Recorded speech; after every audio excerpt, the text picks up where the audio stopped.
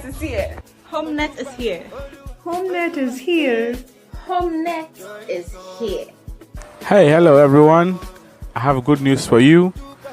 I just want to tell you that HomeNet is here to stay.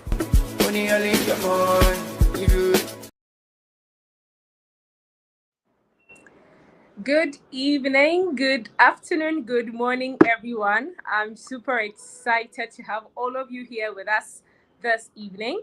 And you are welcome to another edition of the Holistic Medic Series, an initiative of the Holistic Medic Network with the aim of empowering health professionals and students in the health space to live a well-empowered life, a balanced life in every aspect of their lives. It has been an amazing journey, and I have loved every bit of being your host every single Saturday as we get to meet. And just as we announced last week, now from hence in the month of March, we'll be meeting every other week, and our meetings are going to be thematic for every month. So I'm sure you want to know what we are up to for the month of March. If you notice our flyer carefully, I'm sure you have an idea of what we are going to be talking about for the month of March. And I am your lovely host, Dr. Benis Ajiman Prempe.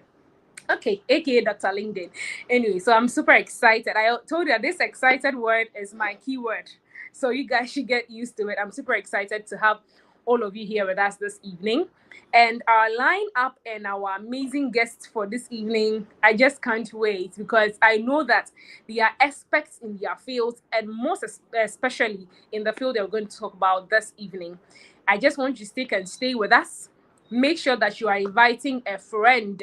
At this point, I want all of us hearing me to do one thing. It's time to share. It's time to share. So it's time to share this to the world. Repost the event link on LinkedIn, on your WhatsApp status. We are also streaming on YouTube as well. Okay, so make sure you are sharing it across for every single person to see. As you can see in the banner scrolling down, you can see that we are live on YouTube as well. But we need you to share this across. Let someone join in. Let someone benefit from this. Let them know that there's something good happening. So I'm going to give you a sec. Make sure you are sharing with someone. And if you can hear me loud and clear, I want you to drop a message in the comment section. Let me know that you can hear me. Let me know that you can hear me. Let me know where you are hearing me from. In terms of the media you are using, are you streaming from LinkedIn? Are you streaming from YouTube? Okay, I can see from a message coming in from YouTube. Powerful. That's amazing. I want to get more. Let me see where you are streaming from. LinkedIn, YouTube. And also let me know the country you are streaming from. Let me know the country you are streaming from. Ghana, Nigeria, Kenya, Ukraine, Russia, US, UK, whichever country you are streaming from. Oh yeah, put this in the comments right now. Drop it in the comments, drop it in the comments, drop it in the comments. As you can just see me here alone, I'm not here by myself. We have our amazing guests in the background and they'll be coming up pretty soon. But today we have a very special twist to our event. Okay, I see you, Abraham. Abraham is streaming from LinkedIn. Okay, beautiful. So before we start our meeting for today, we have a very amazing and lovely lady here with us today. And I am so honored that I got to meet her, got to know her. She's such an amazing person and she's doing a great work, which I believe every platform has given her the opportunity to talk about because an area that we mostly do not get experts speaking about it. So when I got to meet her in my cohort 1 of the LinkedIn Innovation Bootcamp and journeying with her, I see how much she's passionate and purpose-driven about what she does. So today, I have the amazing singular honor of bringing up a very lovely lady, and she's going to talk about what she does in a bit. She's Dr. Daniela. I don't know if you've been seeing her post and her stuff around on LinkedIn and Instagram, and I also know she's active on TikTok. So whilst we wait to take that amazing info from Dr. Daniela, I would like to go ahead and introduce our amazing guests for today so that we bring them up. I know you all can't wait to see them live and colored, right? That's the added advantage of our video events. Okay, so our very first speaker is one person that I really love his passion for the youth, especially for how he goes about his activities, how he's empowered to empower other people. and he's such an amazing person. So he's called Mr. Sebastian Appiah, also known as SEPS. At first, I used to thought the SEPS was just like an abbreviation, sort of, or an acronym of his name. So when he was organizing one of these events last year, I realized it also stood for something. Each of the letters stood for something amazing. So he's a dynamic social entrepreneur, an inspirational leader, a transformative speaker, and an author. With expertise in sustainable agriculture, business management, marketing, sales, and project management, SEPS is committed to empowering others. As a founder and CEO of SEPS Inspiration, he fosters positive change and provides student advisory services. That's amazing. He also curates the Sepspiration Summit, a platform to inspire and unite professionals. In addition to his entrepreneurial journey, SEPS has also put together an amazing business development. He works as a business development executive at Jackson University College, a premium distance learning institution in Ghana, where he drives growth through marketing, branding, communication, sales, and innovative business initiatives. So, giving honor to whom honor is due, at this point, I would like to bring upstage Mr. Sebastian Appiah. Okay. Mr. Sebastian, can you hear me? Hello, Dr. Benis. I can hear you loud and clear. Okay. We would love to see your handsome face as well. So we are waiting for that. Okay. So I'm going to introduce our second speaker. So I'm going to introduce our three speakers. Then Daniela will come up to share the amazing news with us today. Now, I got to meet Miss Heavens on LinkedIn. I don't know how else I would have met her if not for LinkedIn. And she has been so instrumental. She has been on one of our series last year, and I'm so honored. Anytime she accepts our invitation to be here, I know that it's going to be an amazing and a different session altogether. So Miss Olawumi Heavens is a 23-year event veteran. I remember the first time I shared this, others were like, is she 22 years? She doesn't look 22 years. So it's in terms of her experience, okay? So she's a 23-year event veteran, media professional and monetization coach. She creates high impact training alongside subject matter experts for companies and also for NGOs. She helps professionals maximize monetizing their skill, expertise, and opportunities. She's also the development partner with 54 Siblings, an NGO based in America, and she's in charge of Africa and the Caribbean. Giving honor to whom honor is due, I'd like to bring up Miss Olawumi Heavens. I'm so excited to be here. Thank you so much for the invitation. Thank you so much, and we are honored to have you on our invitation this evening. Okay, so I'm going to go ahead and introduce our third speaker for this evening. He's also someone I got to know on LinkedIn, and he was one of the I don't know if I should use a word. If we say first connections on LinkedIn, he's literally first connection, like those who know me from the grassroots when I started with the 100s and the 200s. And I'm so excited. I remember, I think my second speaking engagement on LinkedIn was from him, and it was such an amazing session. I need to come up again, so plan for it. Okay, so Mr. Eko Konsa is a passionate educator, an engineer, a mentor, and a youth development advocate. He holds a bachelor's degree in mechanical engineering with an interest in operations, maintenance, and design. With his background as a mechanical engineer and over a decade of youth leadership excellence experience, Eko Konsa has cultivated a deep understanding of the transformative power of education, and not to talk about personal development. He's the founder of an NGO focused on quality education and passionate about creating awareness around the importance of education and its role in empowering the youth. Additionally, he serves as the president of the Glory Zone Mentorship Academy, where he focuses on self-development and leadership for young adults. So if you're a young adult hearing me, or you know somebody in this age group, you would want to connect with him on LinkedIn ASAP. His experience in engineering has taught him the value of teamwork and servant leadership, which he strives to incorporate into his mentorship approach. And I'm excited to have him here. Mr. Eko, you are welcome. Yes, thank you, Doug. It's a pleasure to be out of the OPD section. Now we are in the operation room, so Finally, it's amazing, and I can't wait for us to start operating.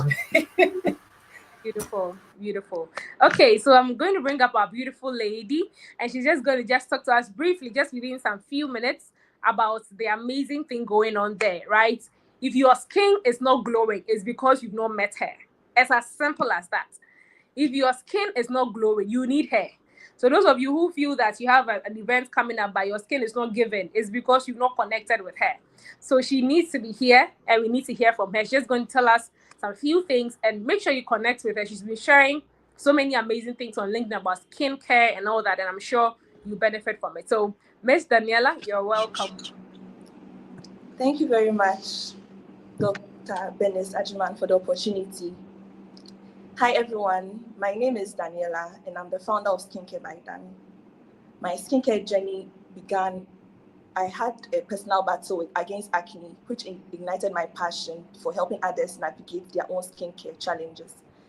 As a third-year Doctor of Pharmacy student at University for Development Studies, I'm currently doing my clinical rotation at Tamale Teaching Hospital.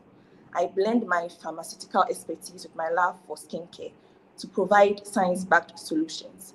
At Skincare by Dan, our approach is built on transparency, faith, and a commitment to excellence, ensuring that our clients receive solutions they can trust. For me, skincare is more than just appearance. It's about the health, confidence, and self-care. I'm excited to connect with you all and share this journey of evidence-based skincare empowerment. So once upon a time, I never had to struggle with acne, but then the unexpected happened. After COVID in 2021, during my second year at the University for Development Studies, I started breaking out extensively. I tried countless products. It was that bad, and I even went to the hospital, yet the breakouts continued. Then I finally found what worked for me. But through that journey, I realized something deeper, that healing is possible. I've always loved skincare, and I told myself I wouldn't allow or let someone else go through what I went through. So one hot afternoon in 2023, while sitting on my bed, the name Skincare by Dan suddenly came to mind. And I know it was God because without hesitation, I typed Skincare by Dan on my WhatsApp status, and that was it. That was in 2023. I now realized it was an instruction I needed to pay attention to. And then there was purpose in my struggle. It hasn't been an easy journey. I was always in a nose mask. People didn't understand why I was always in a nose mask. But deep down, I knew that I was hiding. I was tired of people looking at me, and worse of all, feeling like they were staring at my skin. I always wondered what they were thinking about. I remember someone saying that my face looked bent, and that comment stuck with me. But today, I stand as a testimony. God really healed me. I pray for my skin all the time because skincare is beyond just products. God's backing is with Skincare by Dan to heal the people and the customers. Building something from scratch isn't easy, but I'm grateful for the men and the women who believe in this vision, like Dr. Benes Ajiman. Last year, everything was going on well until the unfortunate happened. A scammer tried to hack our WhatsApp group, and it happened 2 days before my pharmacotherapeutics exam. It was tough, but then we overcame. The setback taught me something valuable. It shaped me. It actually built me, and after that, everything changed. I became active, more intentional, and that shift helped us gain recognition as Student Entrepreneur of the Year 2024. God proved once again that He's gracious and kind. Now, I want to talk about Skincare by Dan, the services that are rendered as Skincare by Dan. As Skincare by Dan, we believe in science-backed skincare, personalized guidance, and faith-driven healing. Our goal is to help you achieve healthy, radiant skin with the right knowledge and care. So as Skincare by Dan, if you are struggling with acne, hyperpigmentation, or sensitive skin, we offer one-on-one consultations to help you understand your skin type and concerns. You get a tailored skincare routine, and you also learn how to use your product effectively. We also do product recommendations and reviews. If you're not sure about the products to use, we'll help you choose the best products for your skin concerns and avoid harmful or ineffective ingredients. You also get honest, expert-backed reviews before you buy. We also have skincare education and awareness. We are passionate about empowering you with knowledge. Through our platforms, we provide skincare tips and myths debunked. We have ingredient breakdowns and how they work, and then safe and effective routines for all skin types. Skincare is a journey, and you don't have to work alone.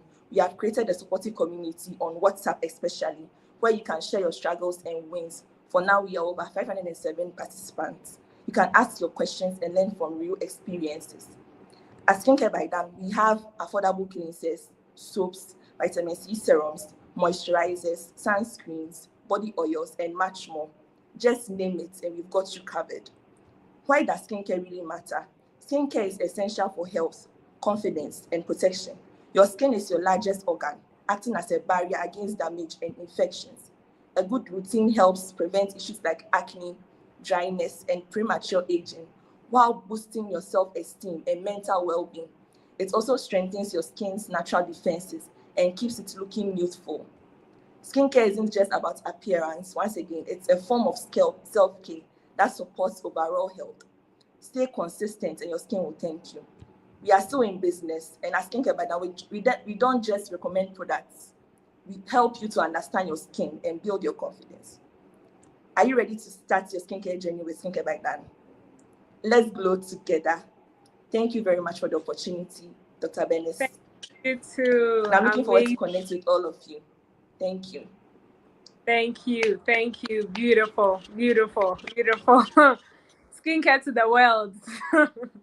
Beautiful. Thank you. Thank you so much. And I'm really excited.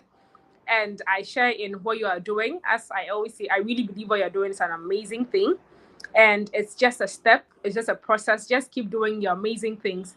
And I know that a lot of people are, because a lot of people are hiding and under, I'm struggling with low self-esteem just because of their skin. That's why I believe this is something that almost every single person needs to. Even if you have a nice skin, still, you need to know about it to maintain it. So thank you for joining us, Daniela. God bless you so much. Please do also connect with her and reach out. Okay. Now, the hour we've been waiting for is here. We are ready to start and zoom into our conversation for today. I see all the amazing comments coming in on YouTube and also from LinkedIn. Please make sure you are sharing the event, as we said, to your friends. As you join in, please feel free and drop a picture about yourself, what you do, or the service you provide in the chat. As time goes on in the conversation, we'll read it out loud for people to get to know you. Now, if you are joining us from LinkedIn, I want you to do something very important for me. So look at just on the far right on the LinkedIn interface, there's a CC, the caption. Turn it off, else the words will appear on the screen and it's going to block the faces of the guests, right? So just tap the CC, small icon over there, and turn the captions off so that you can see us clearly. Okay, so if you're having that challenge, that's just a very simple solution to that so that you don't get blocked by anything. As the conversation goes on, feel free to drop your comments, your contributions, your questions, and we will attend to them. Now, let's start and let's get the bus moving and running. So, as we said, the month of March has been dedicated to something very special, which I have dubbed, or as a team, we've dubbed as the Purpose Alignment Series. Our vision is one, that from now to the end of March, we want every single individual who will listen to this event now or may listen later on to know exactly how to discover purpose, the route, the journey, whether they need a bus, a train, a plane, a jet, whichever means of transportation they need to discover their purpose. We want them to know it. So this is called a practical night. This is not just giving you points. These are practical things we want to share with you. So this is going to be our first meeting today. We are starting right from the basics. Today, we'll be talking about the call within, discovering your life's purpose. It's never a cliche when they say that if purpose is not known, abuse is inevitable. You need to know your purpose. You need to know what drives you, what keeps you going on a good day and on a bad day. Now, after this event, on the 15th of this month, as we said, we're meeting every other week. So on the 15th, we will learn about the becoming. After discovering your purpose, how do you become it? That will be our discussion on the 15th. We are going to have Dr. Vicky with us and Dr. Beatrice with us. And on the 29th of this month, which will be our crowning meeting, we will talk about how you can move from purpose to impact. how you can lead and leave a legacy. That will be our last meeting. And we'll have Mr. Francis Valnebo, Mr. Damilari Olutola with us on the 29th. So you know that we've booked our slots already. We don't want any last minute things. So stick and stay with us. Yes. So now we're going to start from our speakers. We want to know, from real life, from their journeys, that if they could share with us their journey to purpose discovery, how were they able to personally discover their life's purpose? If they could briefly share their journey with us, I'd like to call upon our first speaker, Mr. Sebastian Appiah, to share with us his personal journey of purpose discovery. Over to you, sir. Okay, thank you so much, Dr. Benes, and good evening to everyone, and good evening to our wonderful speakers, Miss Heavens, Eko Kwanzaa. Good evening to everybody. All right, so my journey towards purpose. Let me say that I figured out my purpose based on I call it inward contractions. The reason why I'm saying that was because all the time there were feelings and things that I was feeling within. I felt like my life means more than it is today. My life would mean something more. I can do something more with my life. So it started as a feeling. I always knew that I was going to be a great person, although I didn't know exactly where I was going to go or how that was going to happen. So, in fact, whenever I talk about purpose, we know that purpose is always the original intent, the reason why someone exists. And I always knew that deep down, there was something that I had to do. There was something that I had to achieve. But genuinely, I didn't know exactly what it is. Anytime someone asks me that, Seps, what was your purpose? Now I know it today. But those times growing up, when someone asked me what was my purpose, I'll just tell them that, well, I really don't know what exactly it is, but I know that I'm going to be a great person. I'm going to be an influential person. And I'll just give them that answer. So I believe that our journey towards purpose discovery would definitely begin with the things we feel from within. Because if your purpose, the purpose God gave you, is aligned towards leadership, if your purpose is leadership, definitely is going to influence your feelings and then your passions as far as leadership is concerned.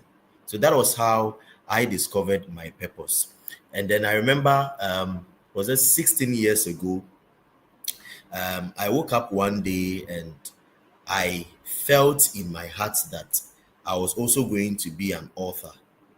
I just knew it. It was just something that I felt deep down, that I was going to be an author. But at that time, I had not written a book because I was a child. I was a kid. So I had not written anything, but I could feel that deep down I was going to be an author. So as I kept on growing, I realized that my interests also began to align towards authorship. So the next thing that also helps us with our purpose discovery is interest. Because as you keep on moving forward in life, you realize that there are certain interests that begins to pop up in life. But then we shouldn't forget that when it comes to interest, there are so many interests that will come as we grow, as we have education, work, experience. There are going to be so many interests, but there is that one interest, that one feeling that never leaves. That is your purpose. I think I will end it here for my other colleagues, learned colleagues, to also share their thoughts on that.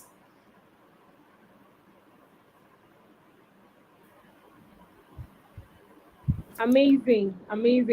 When you started to use the word inner contractions, I was like, where are my O&G specialists here? Before a mother brings forth, there is that uterine contractions, right? There are contractions of the uterus. I won't go there, it's fine. But for you, there was that inner contractions to birth out Yeah. purpose. It's amazing to hear that not only are you just here to share with us what you know, but you have discovered purpose and you are living out purpose. That's so amazing. Okay, so we'll have to move to our mama of the day, our mama and our main mama to also share with us her journey towards her purpose discovery. Over to you, Miss Heavens. Thank you so much, Doctor. Um, it's such a pleasure. You know, when people talk about purpose, talk about discovery of their purpose, is so important. And sometimes the first speaker has spoken and also mentioned how he got on the journey of purpose. And one thing I usually say is that purpose is not something that just happens upon you like suddenly. Sometimes, of course, some people will say theirs was sudden, but I would say sometimes you can also stumble into purpose in one of those dramatic moments. So I will tell you that for me, my journey has been one of, just process of uncovering layers, layer after layer, then of course redefining my vision, embracing growth. If I look back, I would say my journey started way before I even recognized that I had a purpose. I'm sure nobody had asked me any of those questions as per what's your purpose at that time. But maybe because I'm a multi-dimensional person, so I would like to take it from some of those dimensions. For instance, some people know me as a monetization coach. Some me in some circles they know me as a minister, but I would say, for instance, for the ministerial aspect, even though I didn't choose it, I think he chose me. And I would say, right, maybe 4 generations, my great grandmother was a prophetess, my grandmother was one, my mother is one. And so it was a divine setup, even when I gave my life to Christ around 10. So that aside. Now, for events, my mom was a media person.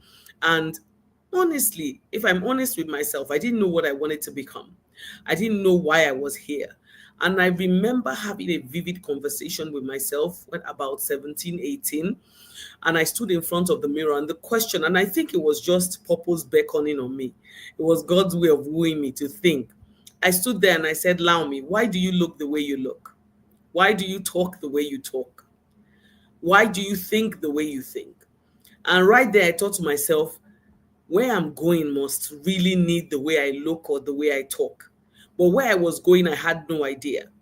And so for the media bit also, even though I never thought I would go into media, my mom was a broadcaster, a TV presenter. She used to read the network news.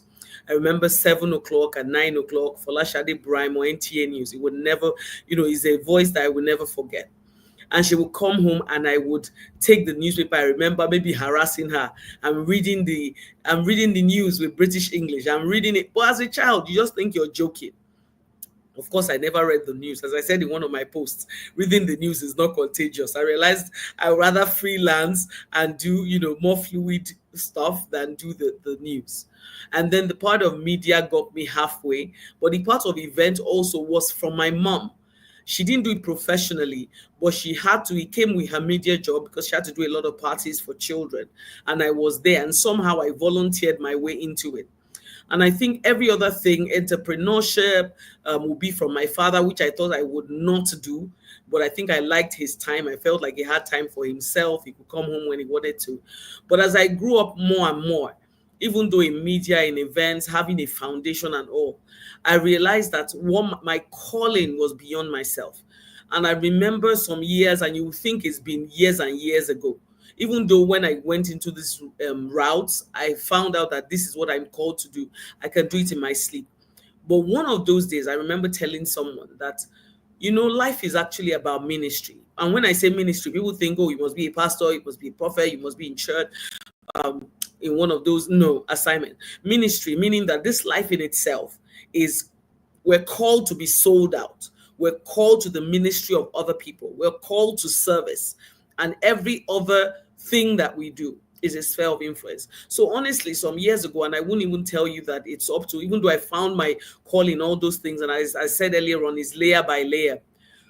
Maybe less than 10 years ago that I discovered, and I said, you know what I found is that this life, this purpose is ministry. That means to serve others in any way I find myself. And the sphere of influence I have is for God to use the way He has, called me to be. So I think that's it for me. And I will not tell you that this is the end, because purpose is like an onion, you keep peeling it. So who knows? In the next few decades, I might find something again that is an offshoot, like a tree that is growing another branch. Thank you. Wow. Thank you. Thank you. Thank you. Thank you so much. That was super inspiring. And anytime I hear people talk about service and link it to purpose, I know that they are the perfect people to discuss the area of purpose. Because a lot of times, anytime people start talking about purpose, their mindset shifts instantaneously to more of the receiving than the serving. Like, okay, if I'm pursuing this purpose, what do I stand to gain? I'm not saying there's anything wrong with the money, it's important, but impact before income. So that mindset of service is always paramount. And I'm really grateful that you mentioned that. Even Jesus said it, that the greatest amongst us must serve. That means the more people you serve, the greater you become. So thank you so much for bringing that out clearly about that idea of serving and knowing that we are being, I loved what you said, I just wrote it down, that we are called to be sold out and we are called to service in our purpose. That's so beautiful. This is just the icebreaker and it's just getting lovely. I always thought that anytime I come here, I'm not just here as a host. Oh no, that those 2 hours I sit here, I must leave better than I came. So I'm always attentive and I want all of us to follow keenly, right? I'm grateful. I see the comments. Let's keep them coming. But I also want you to pay attention and take all that you would have to take this evening. Okay, so we'll move on to our third speaker for the evening, Mr. Eko Kwanzaa. Also want you to share with us your journey towards purpose discovery. Over to you, sir. All right, yes, Doc. Thank you very much, and I hope I can be heard clearly. It's an honor to be here to share the stage with wonderful people, Miss Evans and Mr. Sebastian. Finally, I'm out of the OPD, and we are in the operation room to operate on a very fantastic topic. Yes, it's a topic that when I talk about, I'm very passionate about it because, like what Miss Heaven said, you don't just stumble into purpose, but you begin to uncover it layer by layer as you move on in life. Personally, for me, mine has been one of coming into the place of self-awareness, because whilst growing up, right, society programs you to actually fulfill a particular kind of purpose. Wake up in the morning, go to school, do this, do that. So you are literally born into a system designed to fulfill a particular purpose, right? But the unique purpose, that is your unique purpose, come into play when you come to the place of self-awareness. And a lot of times people are not even aware of self to think of even becoming aware in the first place. Because once you do understand what self-awareness is, you continuously live on autopilot, right? You will think that, okay, because I went to school to study engineering, I must have by hook or crook become an engineer. But probably your schooling might be a capacity building process for what God wants you to do in the future. So first of all, I had to come to the place of self-awareness, which is understanding the self and then being aware of the self, right? Because you can be going through a system and you aren't even aware of what is going on until you come to the conscious that, hey, what is it that I'm actually called to do, right? And that's where I understood the whole concept of purpose, right? But pivotal to it has to do with, I think, 5 things that I discovered, which I'll share them simply with the audience. One is your relationship with God, right? Is the foundation to everything purpose. Your relationship with God would help you. So I call it spiritual relationship, your spiritual authority, spiritual knowledge, spiritual giftings. These are the layers that you will go through in achieving your purpose. But at the base of it is relationship with God. Not only with God, but also with man. Because your relationship with God is the first layer where you drop things, you drop revelation into your spirit, right? And usually when I'm talking to students and mentees, I tell them that the first place of the self is your spirit, because everything that you stand to do in this earthly dimension is a projection of your spirit, right? And everything spiritual is much more permanent. And you need to make sure that your spirit is hooked to the right source, because every inspiration, everything that you would take to manifest in the earthly realm will come from the place of the spirit. So it is important to understand that relationship with God is very, very important. And a lot of times when we talk of relationship with God, a lot of people think of religion, right? When I speak of relationship with God, I don't speak in the context of religion. I speak in the context of truth, because God doesn't compete the place of truth. God is the manifestation of truth. Religion rather competes for the place of truth, right? That's the reason why we have different kinds of religion propagating that my thing, my way is the best, my way is the best, or this way is the way to God. But God actually showed us the way, and He showed us in our Lord and Savior Jesus Christ, right? So it's important to understand the first layer, which is relationship with God, which would help you activate yourself. That is when you begin to interpret things from the perspective of God and not what is going on social media, or because everybody is doing remote work, so God is calling you to remote work. Because everybody is doing podcasts, so maybe God is also calling you to. That is autopilot, right? That is actually basing your life on nature, nurture, and then culture. But the most important thing is building relationship with God, which will help you to gain spiritual knowledge, which will unlock spiritual talent, which will in end give you spiritual authority to manifest on the earth. So that's basically something small that I can say. Wow. Thank you. When you said mentioned the 5 points, like, have we started the gist already? Yeah, little bit. That was so profound. That was so profound. And I love it when we bring the concept of relationship with God at the very heart of talking about purpose, you know. And I think if you don't understand that and you don't believe that, I'm going to say something very funny, but ask ChatGPT. You know, I was having a very funny, mostly I like to have funny conversations with my chat bot, but she puts it that way, you know, when I just want to laugh certain things off. And I sent it there, like, what do you think about more prayer? And chat was like, more prayer equals more clarity. I was like, even chat knows this. How much more we, right? So it's very, very important that we understand that fellowship with God is fundamental. It's a non-negotiable in our purpose discovery. Okay, so now we want to delve deeper into our conversation and we want to understand what purpose is really about. Okay, because in the entire month of March, we are saying that we want to talk about purpose, but we want to address that. We want to have a fundamental understanding about what purpose is about before we begin to climb up and up and up the ladder. Okay, so I'd like to call upon Mr. Sebastian Appiah again to talk to us and explain exactly what purpose is about. How do we define purpose, and how does purpose differ from having a passion for something or even your everyday career? Over to you, sir. Amazing. Thank you so much, Dr. Benis. When the submissions were going on from Miss Heavens and Eko Kwanzaa, in fact, I was smiling. You could see that I was smiling. And the first thing I was saying that, hey, the men and women of God are speaking. Then if we are also inspired to speak it there, then we are going to turn this whole webinar into a sermon.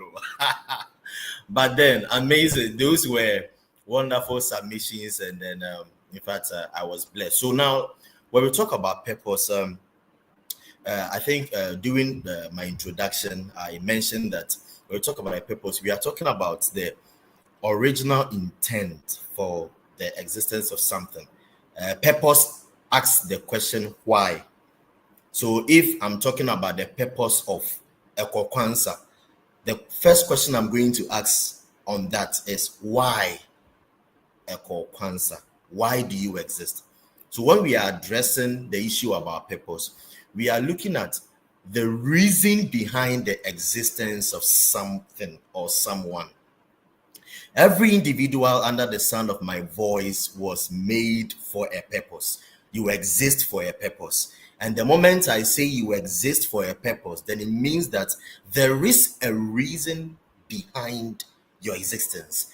There is a reason behind Dr. Bennett's existence. There is a reason behind Miss Heaven's existence. There is a reason behind Seb's existence. That is purpose. The reason, the actual reason. The original reason. You know, I'm choosing some words very carefully because you can have many reasons, but there is always that original reason. I don't want to bring a scripture from Genesis 1:26, but you realize that God said, let us make man in our own image and after our own likeness, and let them have dominion. So with that scripture, the Bible was trying to tell us the purpose behind even man's existence. The main reason why I'm making the man is because I want him or her, so that we can do gender inclusion, gender balance. I want him. I don't want the ladies to fight me. So I want him and her to have dominion. So that's purpose at work there.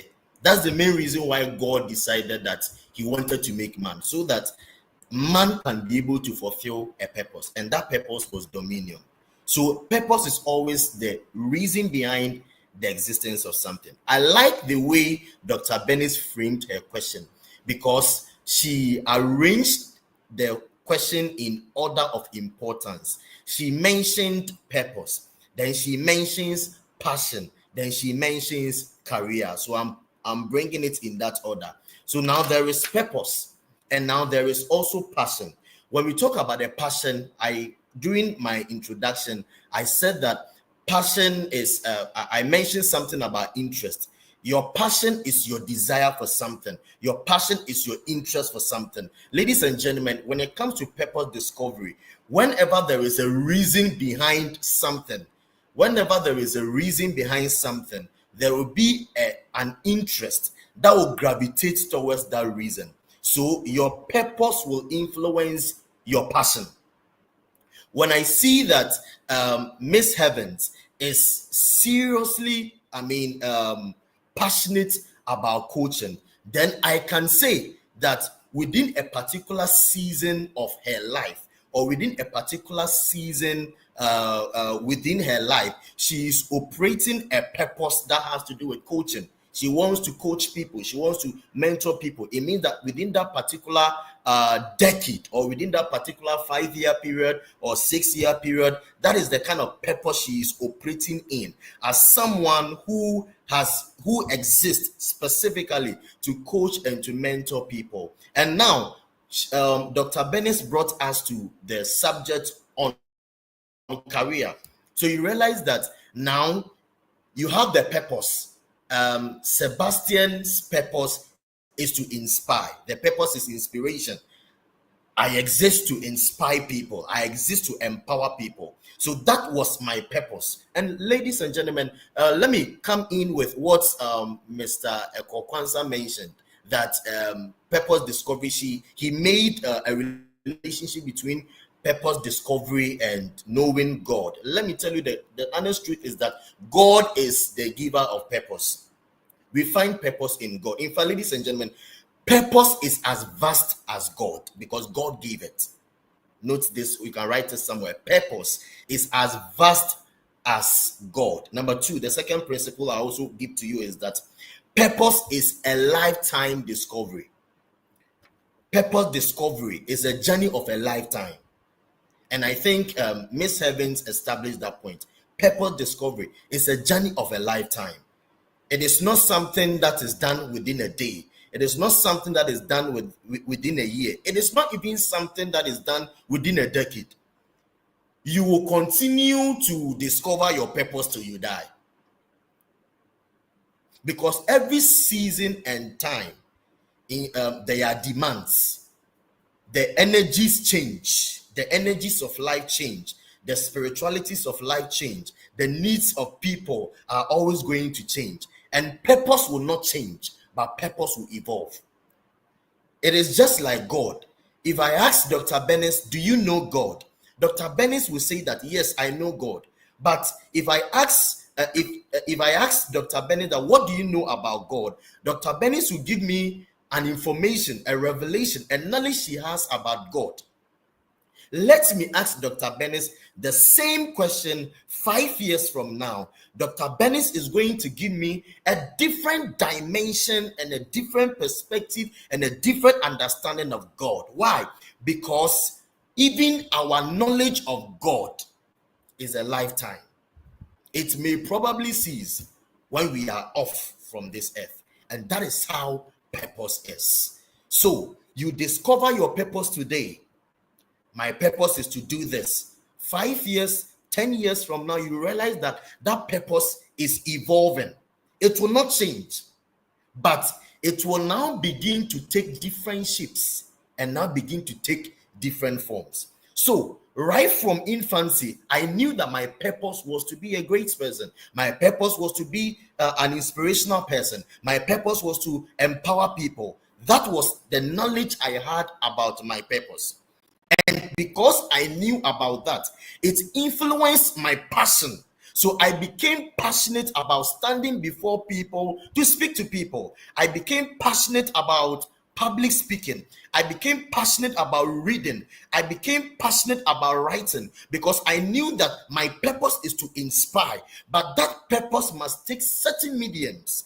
That purpose must be expressed in certain areas or in certain platforms. So I began to take on, it influenced certain passions. Now I'm interested in writing. I'm interested in advising people. I'm interested in counseling. So you realize that that purpose of inspiration is now influencing the kind of passions, the things I am interested in, the things I am passionate about, the things I desire. There is no way I'm going to probably desire to go into, let's say, law.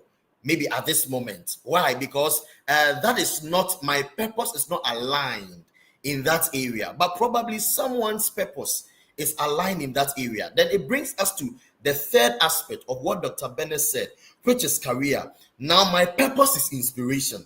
We have gotten that loud and clear. Now my interests have moved into writing, public speaking, authorship, leadership, and all those things. Do you know why? Because all these things, all these desires are there to serve the interest of my purpose. Now I have the desire.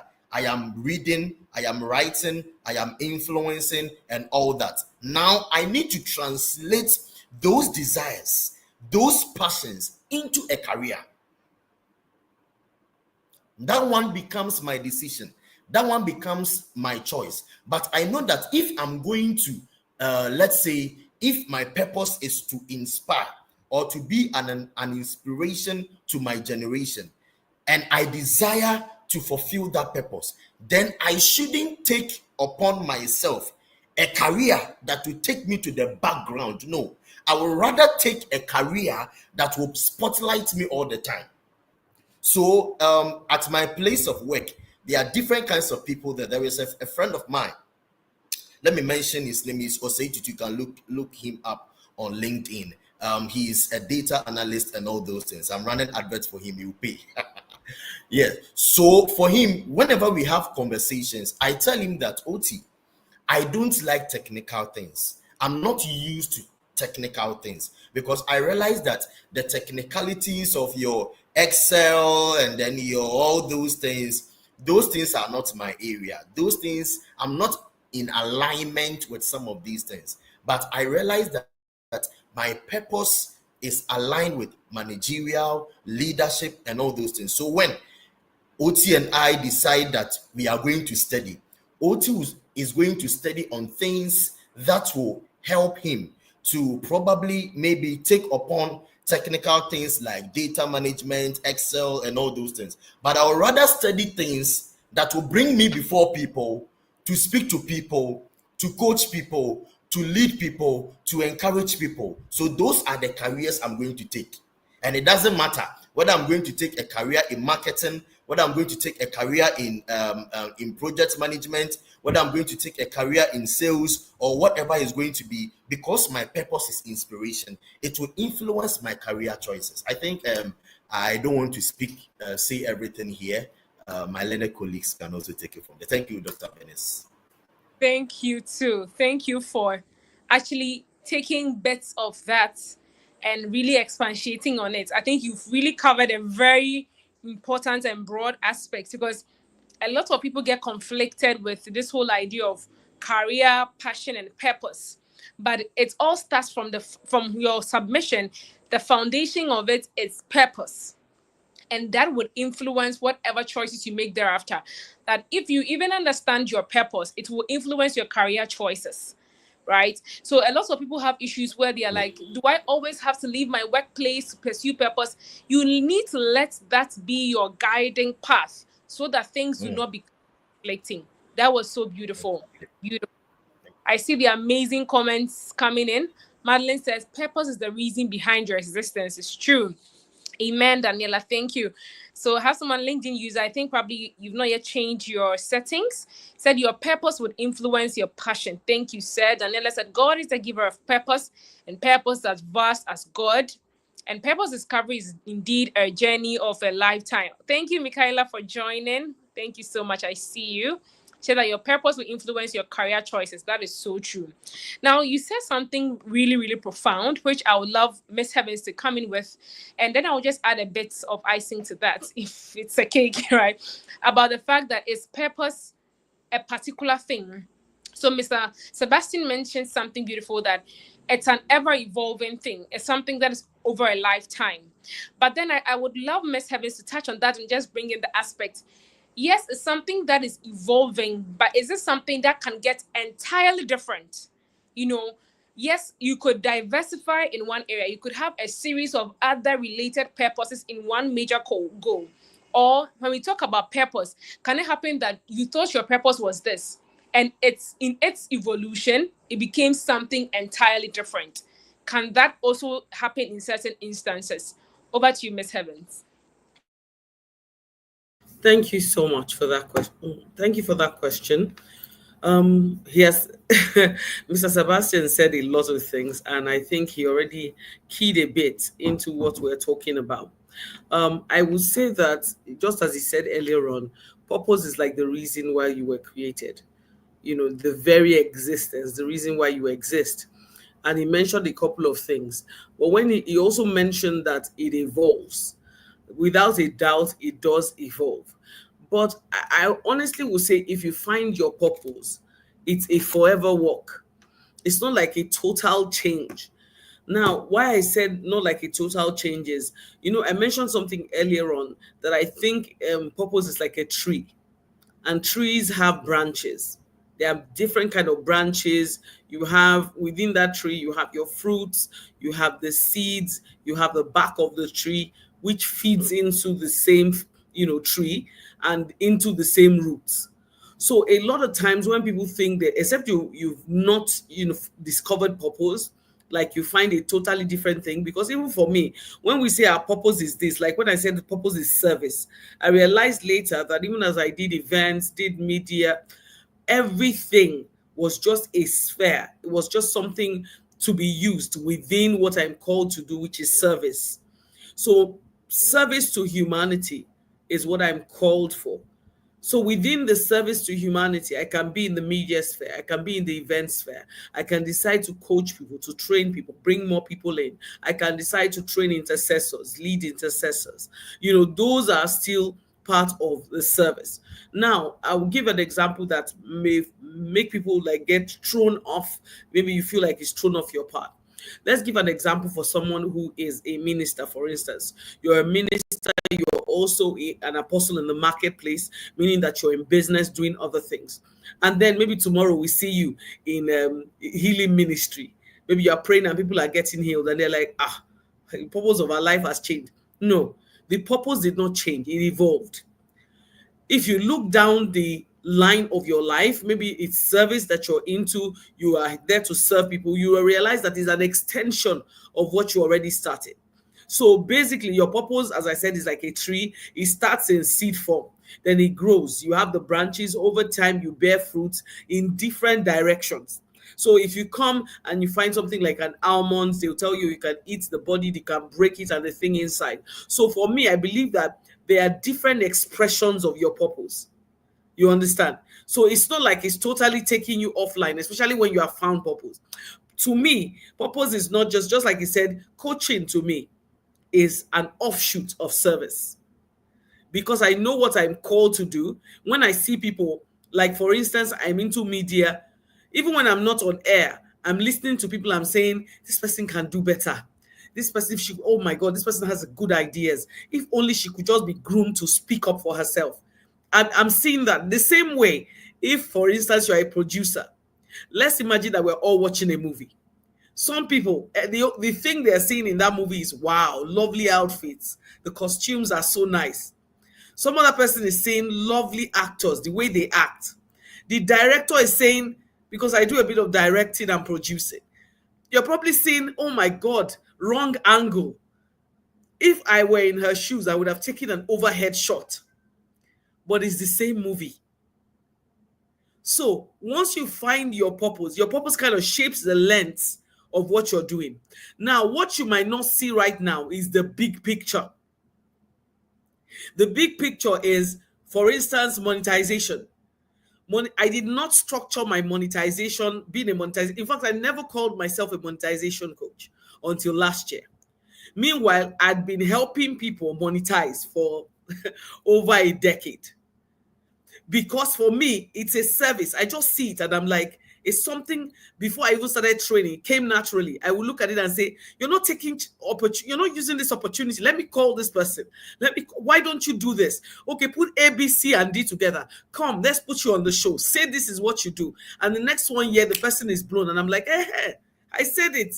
There's more to it. But I never saw myself as a monetization coach. Never. Until people started calling me, maybe by virtue of what I've said to them. And 1, 2, 10, 20 people started saying, please take us monetization. So I came. Now, would I say my purpose has changed? No.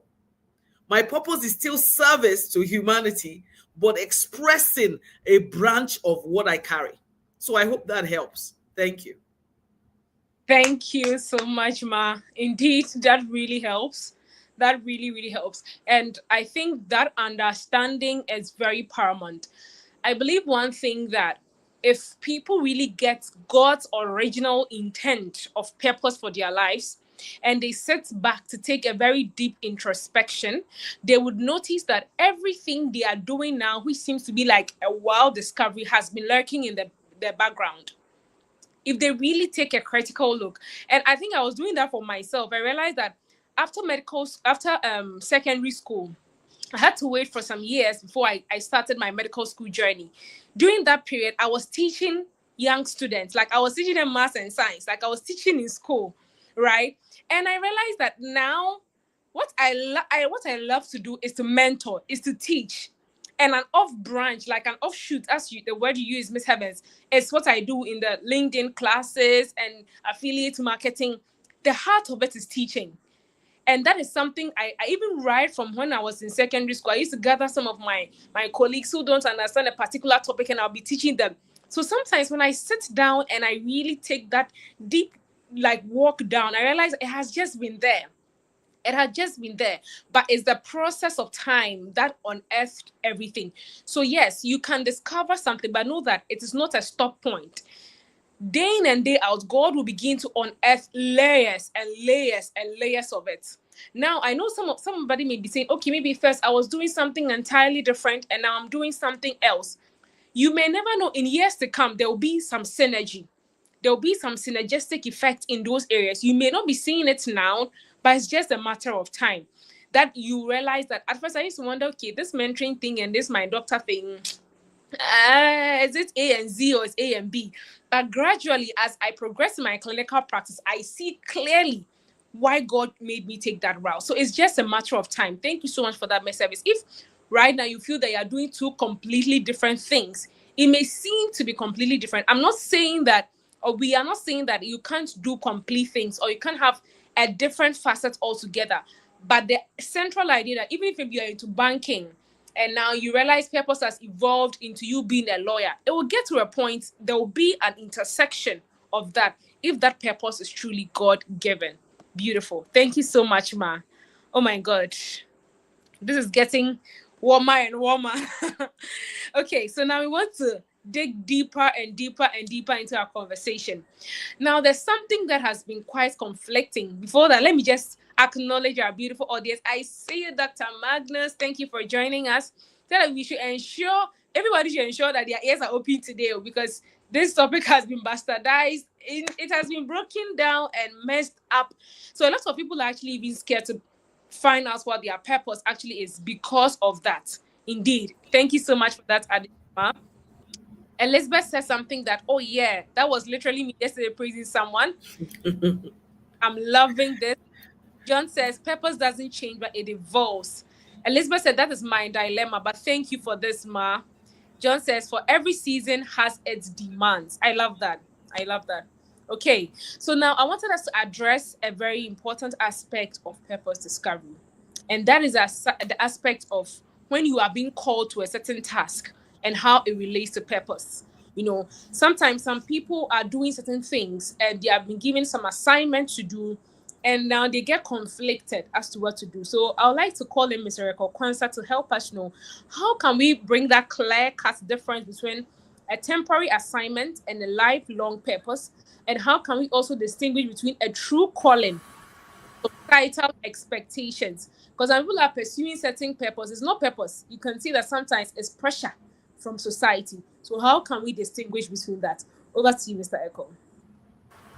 Yes, thank you very much once again, Doc. I am really learning a lot from wonderful speakers, Mr. Sebastian and Ms. Evans. It's amazing. I want to start from the last end of the question, which has to do with the societal pressure. Yes, of course, especially in this age of digital, like what Ms. Evans is into, monetization, all of that. A lot of people are now niching down. I use the word niche because they are niching down to a particular area and they are defining that, okay, so this is my purpose. This is what I'm called to do because of what is online, right? So if someone is into brand marketing, is like, okay, God had called me to brand marketing because I see that I can monetize, I can get success in that area.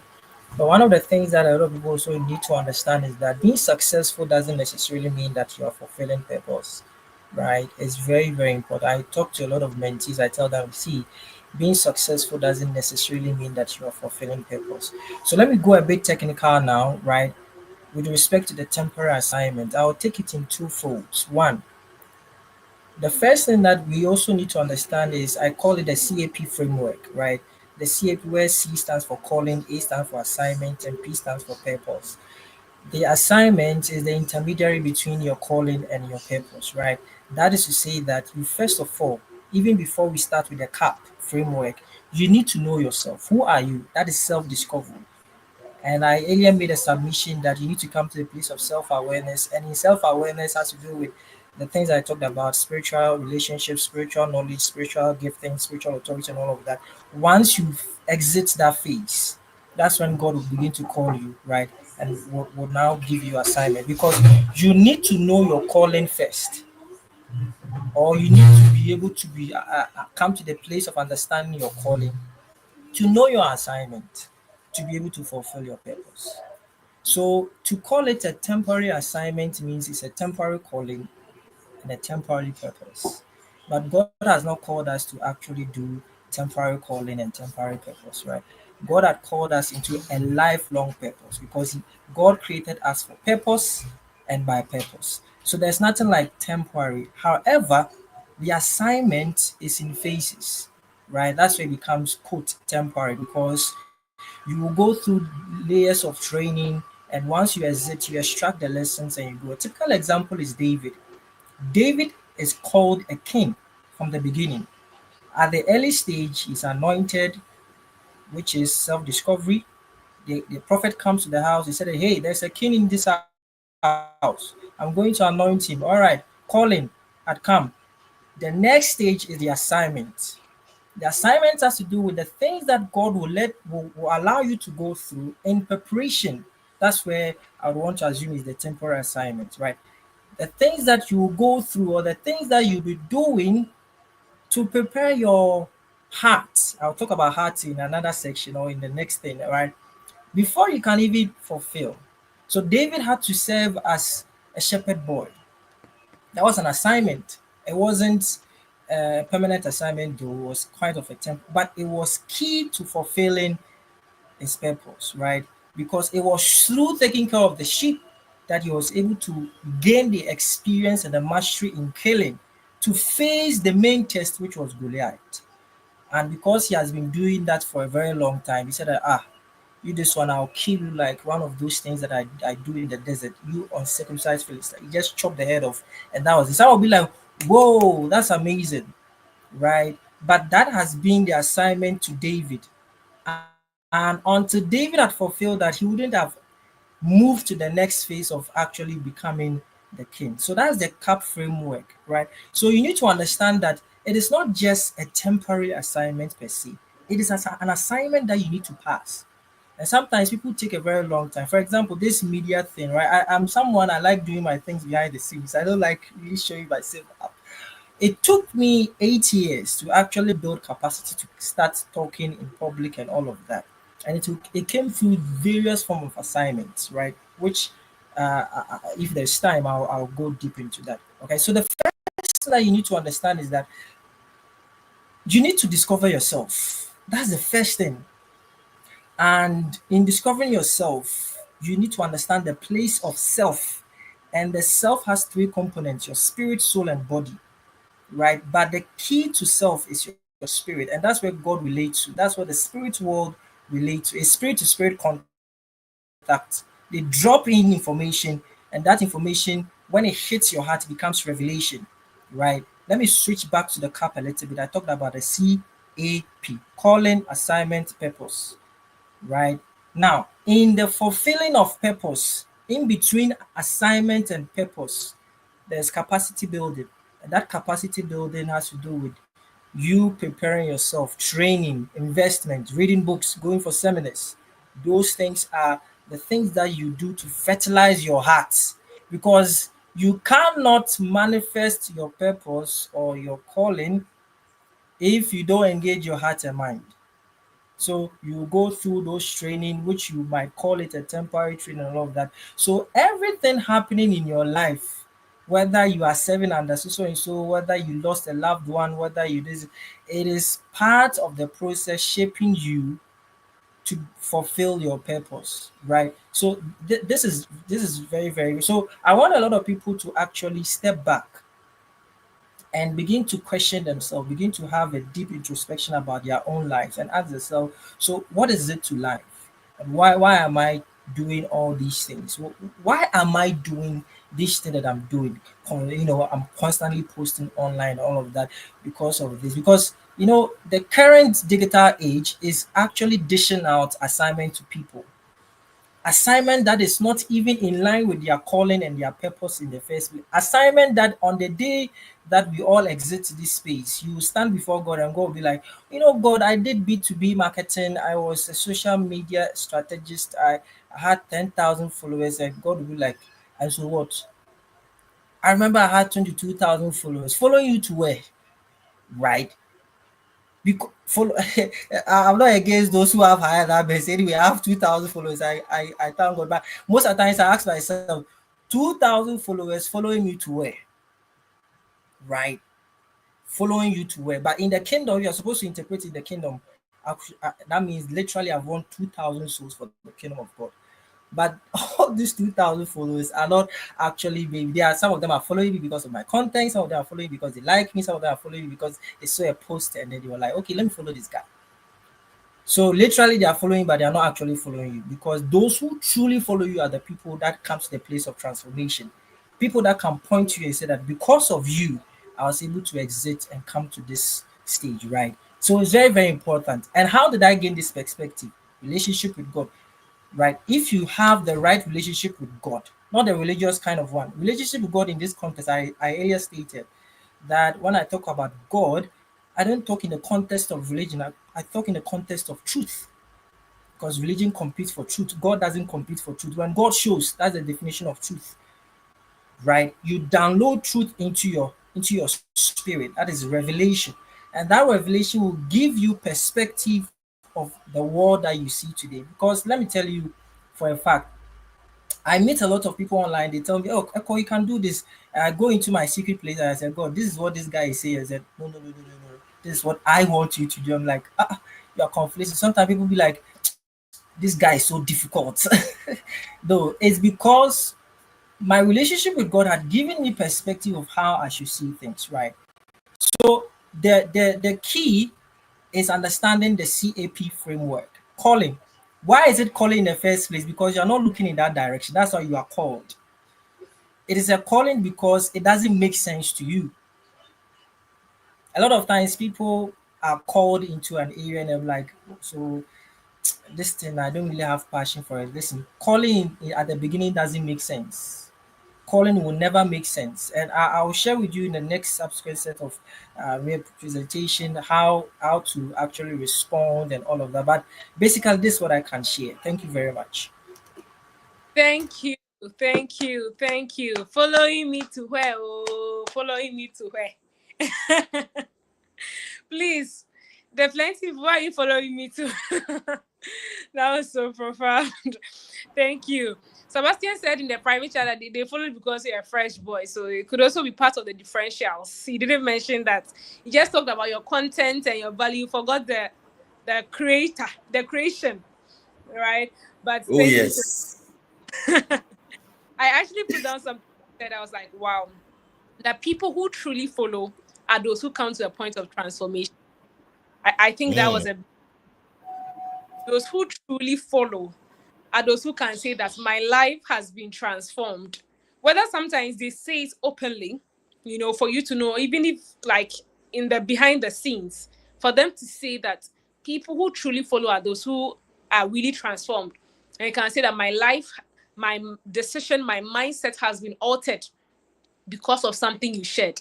I think if we keep that at the back of our minds, it's going to really be a guiding lamp for us, that we don't lose sight of anything. And we ask, I think we should all ask ourselves this, that right now, just looking at your life and you exuding and living purpose, how many people can you just off head say that they can say that God through you have caused that drastic transformation in their lives? Not that their accounts that was not counting now counts, like they escalated in money because they met you. That could be part. But people can say that I didn't know this. I was on the verge of this. I was on the verge of that. But this person truly shaped my mentality. And if you are joining us here and you know someone like that in your life who, by your encounter with that person, has been a true transformation, I want you to drop or tag them in the comments. Let them know that you appreciate they meeting you. My life has been transformed because of a lot of people I have met. And even these events we are doing now is because of certain people who kept telling me that go for it, go for it, go for it. So yeah, let's tag them and show them that we are grateful. Thank you so much for that. So now we've laid the foundation for purpose, for assignment, for calling, the CAP model, just as Mr. Quanta explained to us. Now I want to move to a very key part of our conversation today. Yes, we know what purpose is. We know what purpose is not. But as an individual, in a very practical and simple and what other word for practical should I use? The most practical ways. How can someone set out to discover their purpose? For someone who is joining us today, maybe the person is in purpose now and is not sure. The person doesn't even know what they are doing is purpose. How can they start to discover their purpose? Over to you, Mrs. All right, thank you so much, Dr. Benes. I love this aspect of your question, the practical aspect. I want to establish that if you truly want to live a purpose-driven life, purpose is not about titles. Purpose is not about labels. The reason why I'm saying that is because sometimes we may deviate from our purpose simply because of a title or a label we have given to it. Let's talk about the mobile device. Let me make it very practical so that let's look at the mobile device. We are using the mobile phone as a case study in this whole purpose discussion. I'm sure that if I ask you that what is the purpose of a mobile device, if you tell me that the purpose of the mobile device is for WhatsApp, you've gotten it wrong. If you tell me that the purpose of the mobile device is for TikTok or LinkedIn, for chatting, for video calls and all those things, you are still getting it wrong. The reason is because you are looking at the mobile device from its assignment and not its purpose. Because right now, if we are talking about the purpose of a mobile device, it is simply communication. The mobile device was made for the purpose of communication. So when we talked about purpose, we said that purpose is the reason behind the existence of something. So when someone decided to create the mobile device, the person did it simply because of communication. So holistically, that is the purpose of the mobile device. However, there are assignments within the purpose.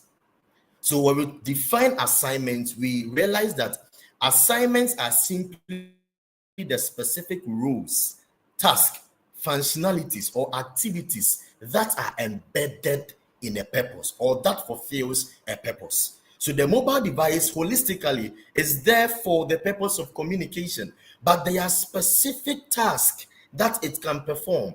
There are specific functionalities of the mobile device. There are specific things within the mobile device. So we can use it to take pictures, you can use it to TikTok, you can use it for WhatsApping, you can use it for LinkedIn, Facebook, social media, business, and everything. And watch this, ladies and gentlemen. All these extra functionalities, the TikToking, the LinkedIn, the picture taking, and everything that we are using it for, although they may not necessarily as micro as it may be, when they all come together, and let's say we are doing research and we say that we are theming it, we are going to theme it under communication. Because the LinkedIn is communication, WhatsApp is communication. The reason why you are taking the picture with that filter is because you want to communicate to someone. You want someone to look at you and say that, this girl is nice, this guy is handsome. So everything that we are doing is we are fulfilling the purpose. So that's how the mobile device is. It is very broad. It's communication, but when we make it smaller at micro levels, you realize that those simple activities, functionalities, or assignments we are using it for, it is fulfilling a bigger purpose. Now let's talk about how practically you as an individual, I've already established, don't do labels. If you do labels, you deviate. Practically, let's talk about someone. Whilst we're talking, this thing just came to mind. Do you know that there can be someone whose purpose can be healing? The purpose God gave the person is to become a channel of healing to his or her generation. That is the person's purpose. How do you put that? How do you give that a title? How do you give that a label? You don't give it a label. That is the purpose. The purpose, the main reason why that person was brought on earth was to become someone who would initiate healing. So that is the person's purpose. But now, in terms of the person's assignment, you realize that if someone has that particular purpose, sooner than later, the person's interest will now be gravitating towards counseling, mentorship. Now, if the person is counseling people, the person is fulfilling the purpose of healing in a different expression. If the person is mentoring or transforming people through programs, events, training, and all those things, that person is fulfilling the mega purpose or the macro purpose of healing, even though healing may have not been probably the label behind it. So someone like that, there would be natural contractions or feelings or interest. You realize that someone with that purpose, maybe the person has not even discovered it, but all the time the person is interested in career opportunities or career options that will give him or her the opportunity to speak to people, to help people, to support people. Someone like that, give the person 10 years, the person will venture into philanthropy. So if the person is doing philanthropic work or philanthropic activities, the person is fulfilling the purpose of healing. Now, I've taken you into the professional level. If this person goes into ministry, the person will fulfill the ministry of healing. You realize that someone like that, because the person has gone into ministry, the person will be operating in the healing ministry. So you are seeing that this purpose, holistically, holistically, this person has been mandated or purposed by God to be a healer. But by virtue of career choices, the person may translate that healing purpose in so many ways. Let me end your question with something that I wrote in a book, one of my books that is coming up, the Believe book. In chapter 8, I talked about how God communicates his purpose to people, or how God communicates purpose and assignment. And one of them is functions, operations, and giftedness. You can discover your purpose by the gifts that are in you, by the way you are able to function on the natural. You realize that there are some people, when you check your life, you realize that naturally you function in a particular way. Pay attention to it. Purpose is communicating to you. You can discover that naturally you operate in a particular way. Pay attention to it. Purpose is communicating to you. Number 2, inspired passions and desires. Inspired passions and desires. Still on the first point that I made. Let's take the mobile device. I'm able to know the purpose of the mobile device because of the functionalities of the mobile device. Because I realize that everything pertaining to this device that I'm holding in my hands shows me that I'm using it for communication purpose. Now, the second thing is inspired passions and desires. You will be able to identify your purpose practically through the passions, the things that you always desire. I'm not talking about you desire a woman or a man. No, that's not what I'm talking about. I'm talking about practical desires. Miss Evans is laughing. That's not what I'm talking about. I'm talking about genuine. Oh yes, I have a good small sense of humor. So I'm talking about in terms. I'm talking about in terms of genuine passion. Maybe I'm passionate about philanthropy. I am passionate about mentorship. I'm passionate about training. I am passionate about helping people. You know, there are some people that, in fact, their purpose is to serve people. Their purpose is to serve and to make organizations or people become greater and greater. If that is your purpose, and that kind of person is in your team or is in your organization, you may have just one strategy, but this person will make every strategy that you have operational.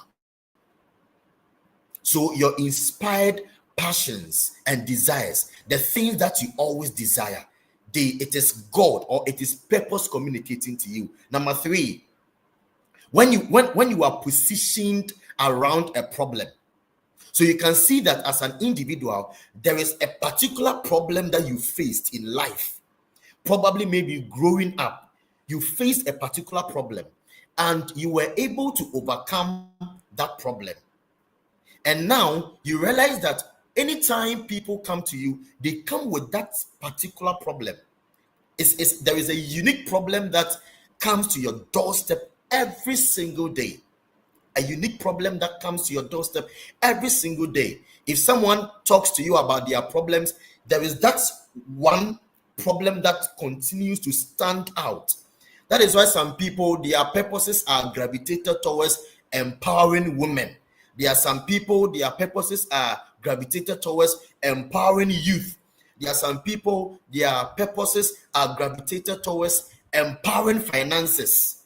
Because you realize that you are always positioned around a particular problem. Either someone is discussing the problem they have in that distinct problem, or you are always going through a certain problem for years.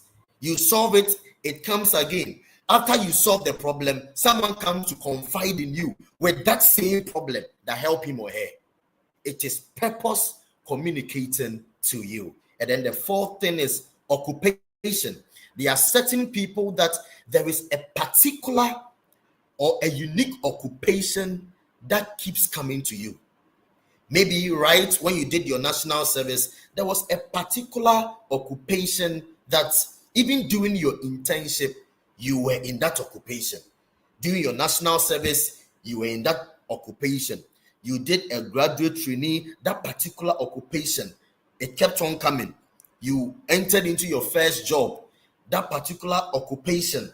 You left that job. You were looking for a job. You try to find job opportunities elsewhere, but you couldn't find any other opportunity except that particular industry, that particular sector, that particular field. Purpose is communicating to you. You must keep note, and then you must be discerning. You see, the journey to purpose discovery, we discern it. That is why you don't talk too much to discover purpose. You take your time, you analyze, you look at it, you check your life, how your passions, the way you function, the way you operate. For me, I'm a talker. Someone said that Seth talks for a living.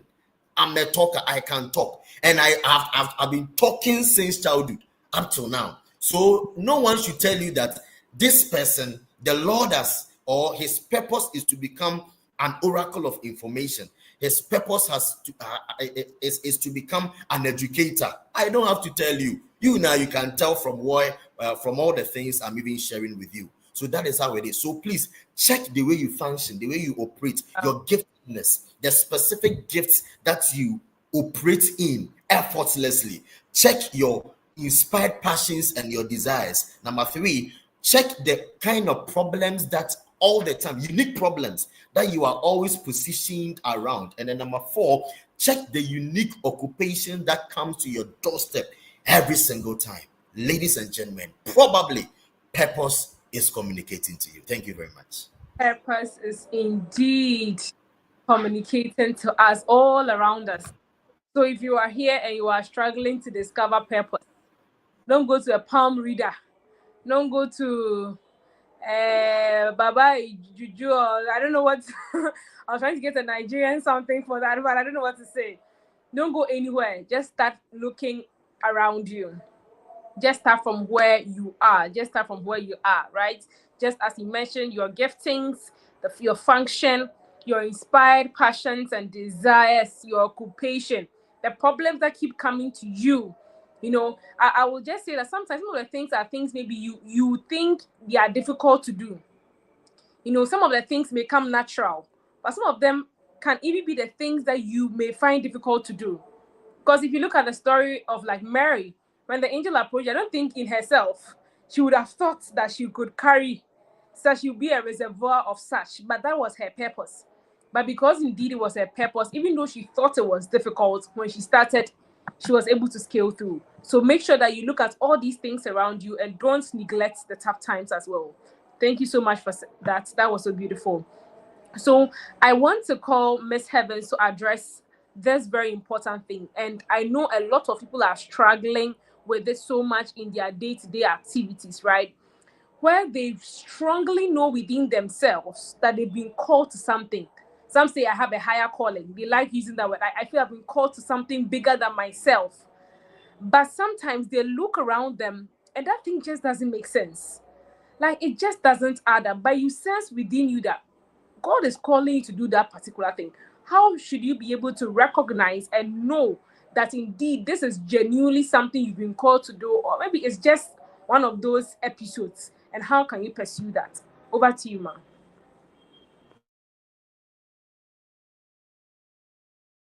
Thank you so much for that question. I'm going to try to keep it short because when you're really having fun and you're inspired, time might just fly and we realize that we can't keep to time or we can't deal with everything.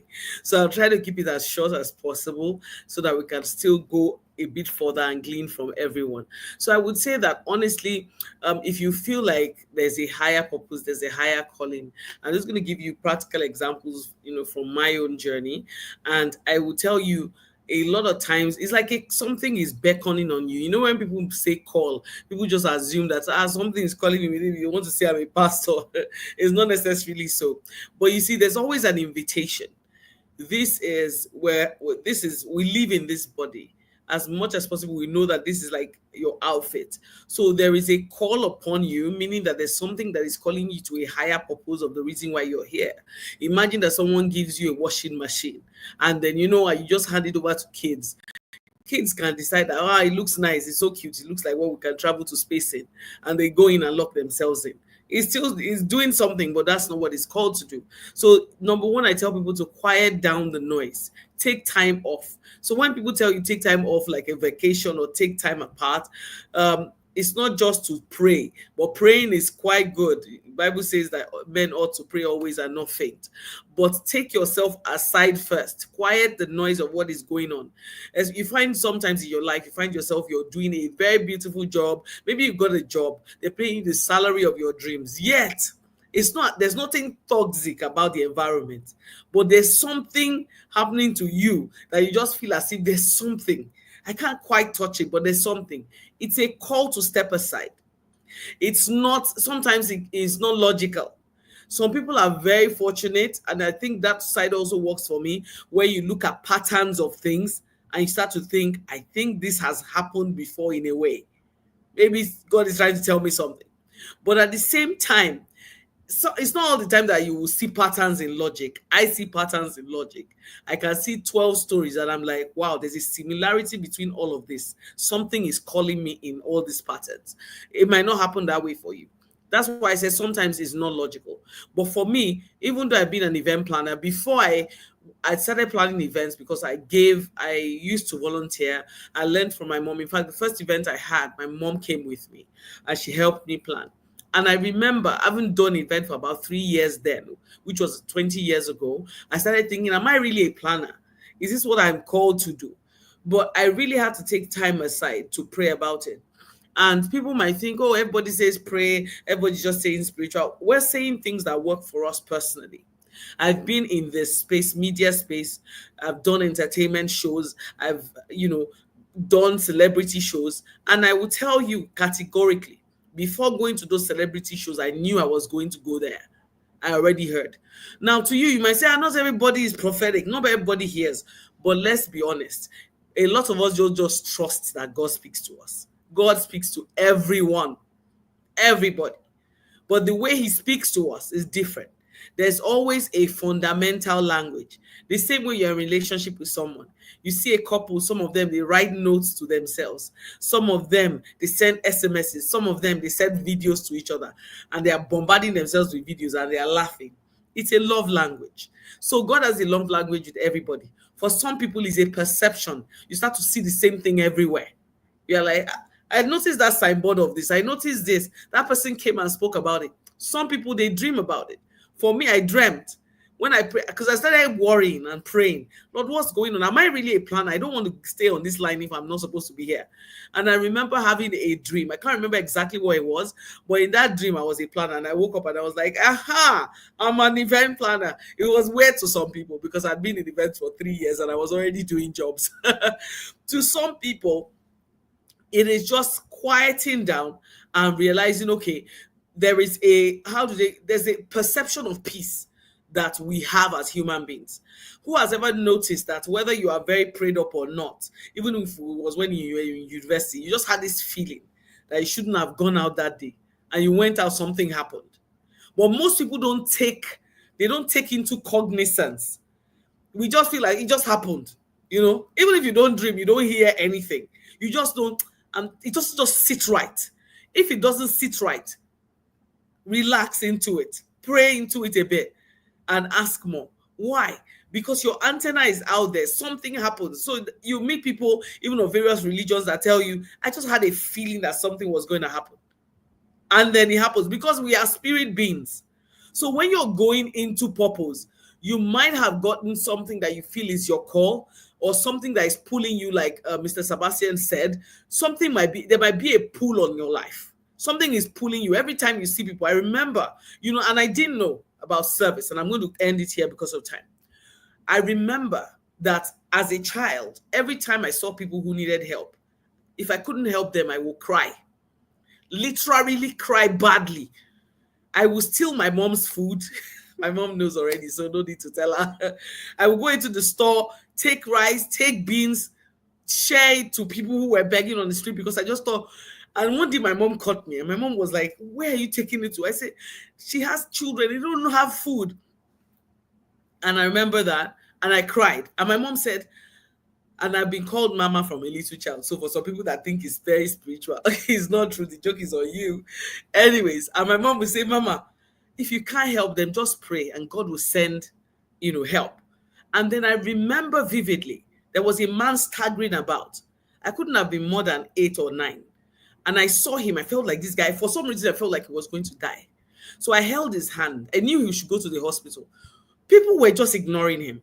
And I held his hand and took him to the hospital and told them, I lied to them that my mom said I should bring him, because it was a family hospital, that they should treat him. Of course, those ones knew, Abba, your mom will leave this little child to bring an adult. They treated him, which I'm happy about. People came together only to find out that this child was, this guy, older guy, I can't remember how old he was because I was young, was a child of a well-to-do person. And it was those seasons where they would drug you to take your car in Nigeria. And they had drugged him, and because of the heat, he was drooling and he was dehydrated. And they said if I had not brought him, he would have died. So from then, I couldn't have known that service was my purpose, but I knew I was comfortable in something, that I like this. I feel fulfilled when I do this. So there's a fulfillment that comes in it. Some of us fight it. And just like, because I'm a monetization coach, I like, let me monetize everything.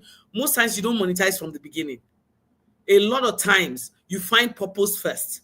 Of course, God expects you to have remuneration. So you should get to a point where you monetize. But if you don't quiet down and find that purpose, you might have an issue. So I hope that helps. Check the temperature of your spirit. Check what you're comfortable with. Check that thing that pulls to you.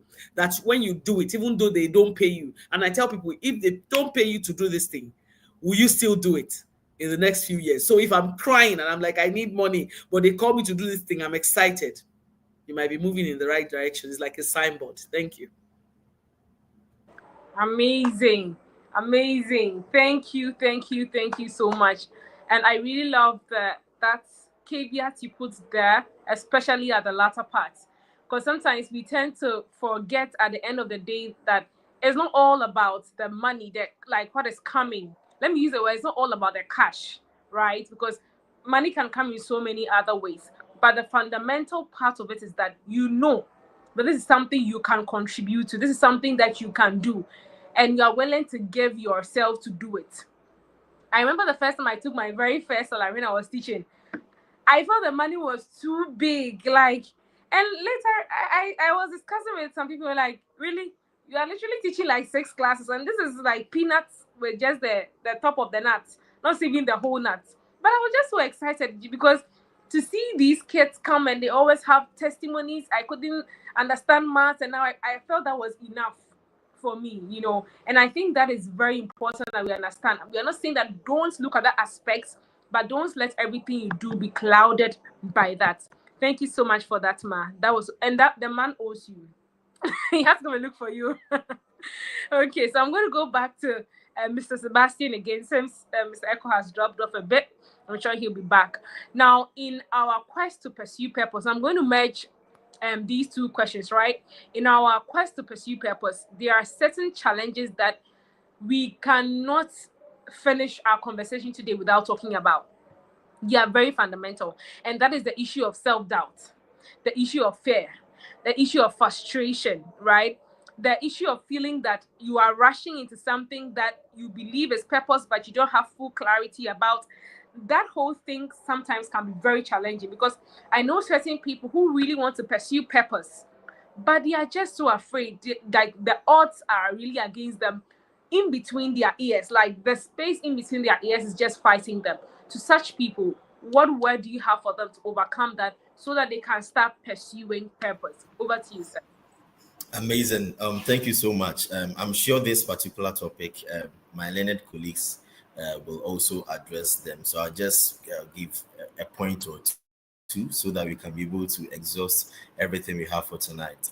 So I'll talk about finding an inspirational community, because sometimes when you are doubting yourself, as far as your purpose journey is concerned, you need a supportive community. You need people, a community to join, people who can encourage you, people who can empower you, because sometimes you can doubt yourself so much that you don't have, You don't have any energy to even, let me say, encourage yourself or inspire yourself. If you can do that, then I think that would be your first step, by always finding time to encourage and inspire yourself. So find a good community, a supportive or a supporting community, people, institutions, friends, or professional settings. There are so many hubs, and there are so many. For example, maybe your purpose is aligned towards business. You are someone who you think that you are purposed to establish many businesses. You cannot do it alone. But if you find maybe business hubs and then other empowerment communities to join, probably someone will encourage you and someone will inspire you, and it will help you. That's why we have people like us. We have people like Dr. Bennis. We have people like Miss Heavens. They are all available. They are all here. When you are going through doubt as far as your purpose is concerned, they are just a DM away. They are just a call away. You speak to them and they will empower you. They will encourage you. The other thing I would say is the Word of God. The Bible contains a lot of stories and then a lot of things you can take inspiration from, because you need inspiration whenever you are in doubt. Personally, the story about Joseph, the Word of God says, I love Joseph too much. If you are close to me, you know that my life has been just like Joseph's story. Joseph in the house of Potiphar, Joseph in Pharaoh's kingdom, and so forth. Because so many times I went through a lot of things. My father died. I'm poor. I'm failing in my academics, and so forth. But then I always remember the scripture that says that for the Lord was with Joseph, and he became a successful person. So to me, whenever I'm doubting myself, I remember that the Bible says that for the Lord was with Joseph and he became a successful person. So whichever way I'm going to crawl from, God is still going to make me a successful person at the end of the day. Thank you very much, Dr. Bennis. Thank you. Thank you so much for that. Find an inspirational community. I think I want to launch on that and thank my amazing team for the work they are doing. Sometimes I know that we see this face on the flyer all the time, but I wish they could just make, just put everyone's picture to make a collage of all that is going on, because my hands are just 10, but we have nations to impact. I can't do it by myself. So I really want to use that opportunity to thank my community. Definitely the entire home network, especially those who are volunteering to keep our members active, checking up on them. God bless you all so much. Find a community and be a part of. Okay, so back to you, Miss Heavens, again. I want to find out from you, for people who are here, who are under pressure from family and society to be able to fulfill certain tasks or meet certain assignments in their purpose, what should they do? And also, if you could address something that is very dear to me, and I'm sure it's dear to a lot of people on this call, the issue of comparison, because it's killing more dreams than the aunties who sit on brooms in the night. Comparison is just killing so many dreams. So I want to find out, for people who feel that I want to do something, but I feel those who are doing it are way ahead of me. So because of that, they are retreating. What is your word to them as well? Over to you, Ma. Thank you very much. So important. When you're talking about societal pressure, it is a real thing, and I'm not going to lie, because when you talk about societal pressure, there's what people expect of you, there's what family expects from you. And in the time when we're growing up, there were traditional descriptions or definitions of success. What they expected you to do. You were expected to have, study, have a stable job, and then go into a particular space. And I remember, I can never forget that before I even knew, even though I was doing events already from school, it still looked as if allow me, I actually studied history education. It was combined honors. So I did my major in history, in education, foundational education, and then minor in history and international relations. So he had nothing. It looked like he had nothing to do with what I was doing. So I was doing events, and they expected that I would get a job instantly. And I remember that every job they sent to me, I will wait till the thing will pass. And then they'll tell them, I just saw it. It's closed already. Because even though I didn't know what I wanted to do, and I was still doing my events, I just felt like I wasn't going to go anywhere, like go and put in for a job, which I never did. I think I wrote my first CV. I'm not sure if it's up to 3 years now. When someone said, you should have a CV, and I thought, oh my God, I've done so many things. I should have a CV. And I honestly started realizing that you are pulled by what people think you should do sometimes.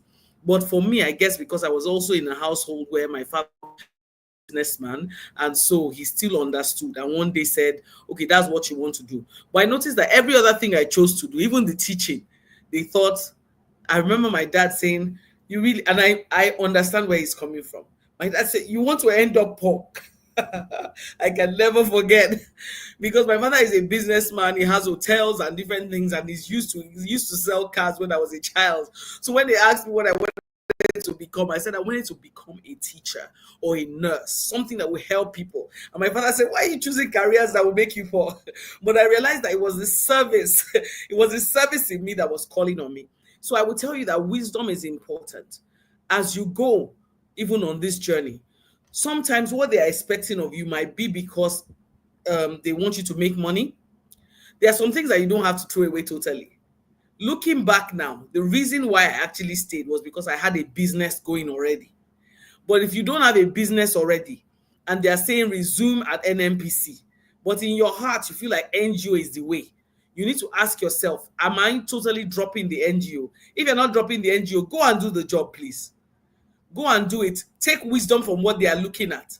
Because by the side, you can volunteer at an NGO. Now, am I saying drop your purpose? No. They are giving you something to help you finance your purpose. The mistake would now be to get there and think that this is the permanent way. The same way when people ask me, should I leave this job? Should I just leave this job and start my business? My question is, if nothing happens for the next 1 year, can you survive? So you need to ask yourself those questions. So don't drop purpose for anybody. At the same time, when you realize that you are still under people, look for ways to fulfill that purpose. Because as we grow up, you realize that you find safe spaces, whether communities are much more, to ensure that you are able to, fulfill. I mean, you are 20-something. Who is going to come and beat you for deciding to start an NGO? You understand? So make sure that their concerns, if you realize their concerns are valid, do a side business if you have to. Just like people say, I'm a philanthropist, I've been called to give, and you don't have anything to give. So understand their wisdom and start to do something. So there's a balance to it. Don't throw it away totally, but know that some things, time and season, is coming. And then comparison. I think I wrote a post about comparison being the thief of time and the thief of joy. I mean, it's a thief. That's what it is. It makes you doubt your journey. Even if you're on the right track, you have to see people. And I've trained so many people. I have clarity calls, whether for monetization, public speaking, and much more. So I hear different concerns of people. And I realize that you have not realized how important you are. We are all different. Forget, people come and say, I like the way you speak. I like the way you present. And, this topic was impromptu and you spoke. My destiny needs to understand me. And I was created for a purpose. Now, can you get better and take some things from me and develop? Why not? But don't become me. You are not a clone of me. God didn't design us to be clones. That's why some people will not still like me and some people will like somebody else. So when it comes to comparison, this is what I say, and I've said it for years. Imagine that somebody is building a bungalow and another person is building a skyscraper. Who would take longer? The budget that you need for a bungalow doesn't take much. The budget you need for a skyscraper is massive. So if you are pumping billions into foundation, it looks like you are stupid. And the person with the bungalow already moved in with their family. They parked 2 cars. They're doing great. So, but the problem is you have to realize that I'm going somewhere. And a wise man once told me, he said, if you're going to God is going to showcase you in the, for instance, in the morning season of your life. He said, don't be jealous if you're going to be showcased in the afternoon. Don't be jealous. I think someone's mic is unmuted. If you could please mute. Don't be jealous if you're going to be showcased in the evening. You understand? So realize that your story is specific and different. You can admire people, but don't say, I want to be like. Those things scare me. You know, someone told my mom a long time ago, I want to be like you, Mrs. Brymer. She said, are you tough? Can you pray? Can you pray? Can you truly do warfare? Because you don't know what I've been through. You don't know my trials. It might kill you. So don't compare yourself. Just develop. Get the things to equip yourself from everyone. You see, okay, she's doing this. I like this. It can help what I'm doing. I like that. You can help. You know, just don't morph from where you're going. See what they're doing. It might be a pattern for you to see. They might be your mentors. They might be your coaches. But don't compare. Because you might be surprised, as I said, you've seen, and I learned this from my mom, you've seen where the people up there are going. Someone who is a president is already a president. But you see, that house help, that gatesman might go back to school and become the chairman of their local government. And by then, maybe you have retired and you don't know. You don't know who they are. She might go somewhere to another country, do nursing, and become the wife of a prime minister. You don't know where they're going. So imagine if she's a house help and she decides, oh no, I'm a house help, you know, and you're comparing yourself, you are in depression that can lead you to suicide when you are a future first lady.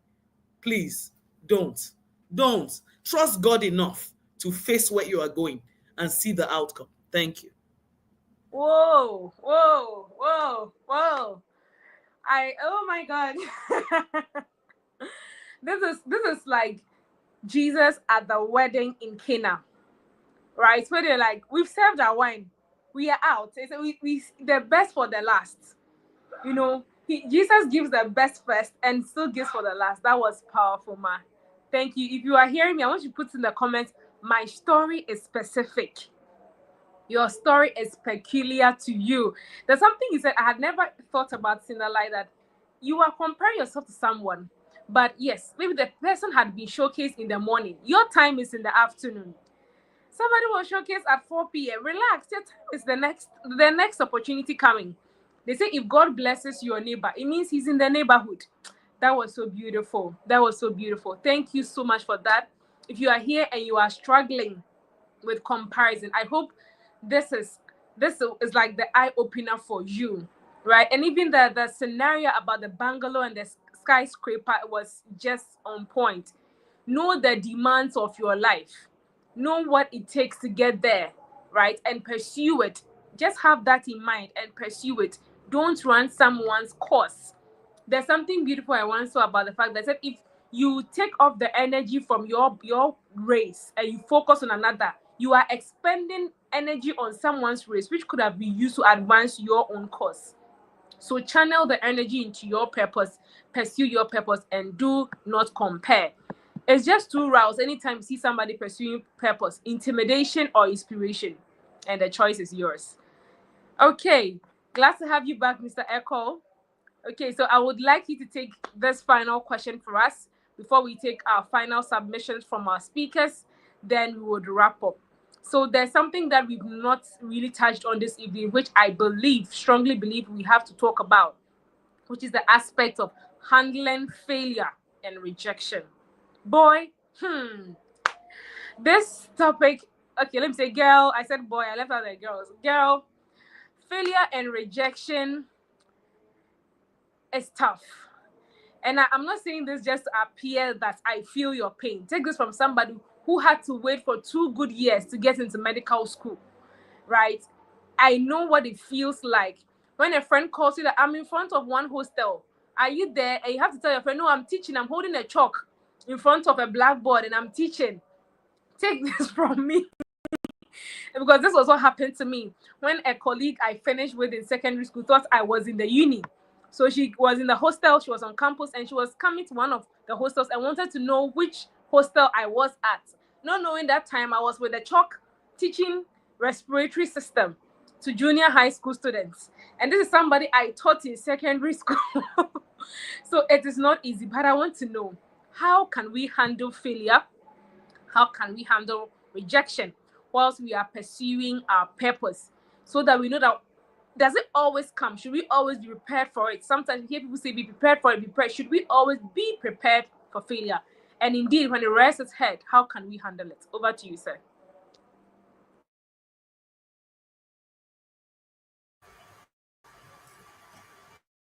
Exactly.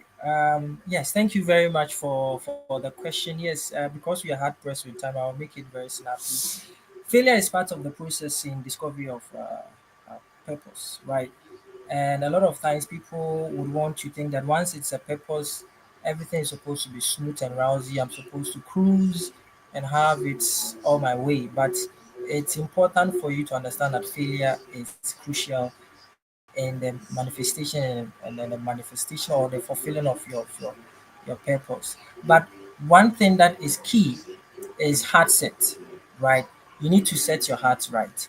A lot of things have been said about mindset because when we fail, we like go again, oh go again, keep pushing. That motivation thing is usually for the mind, but most of the times we leave the heart.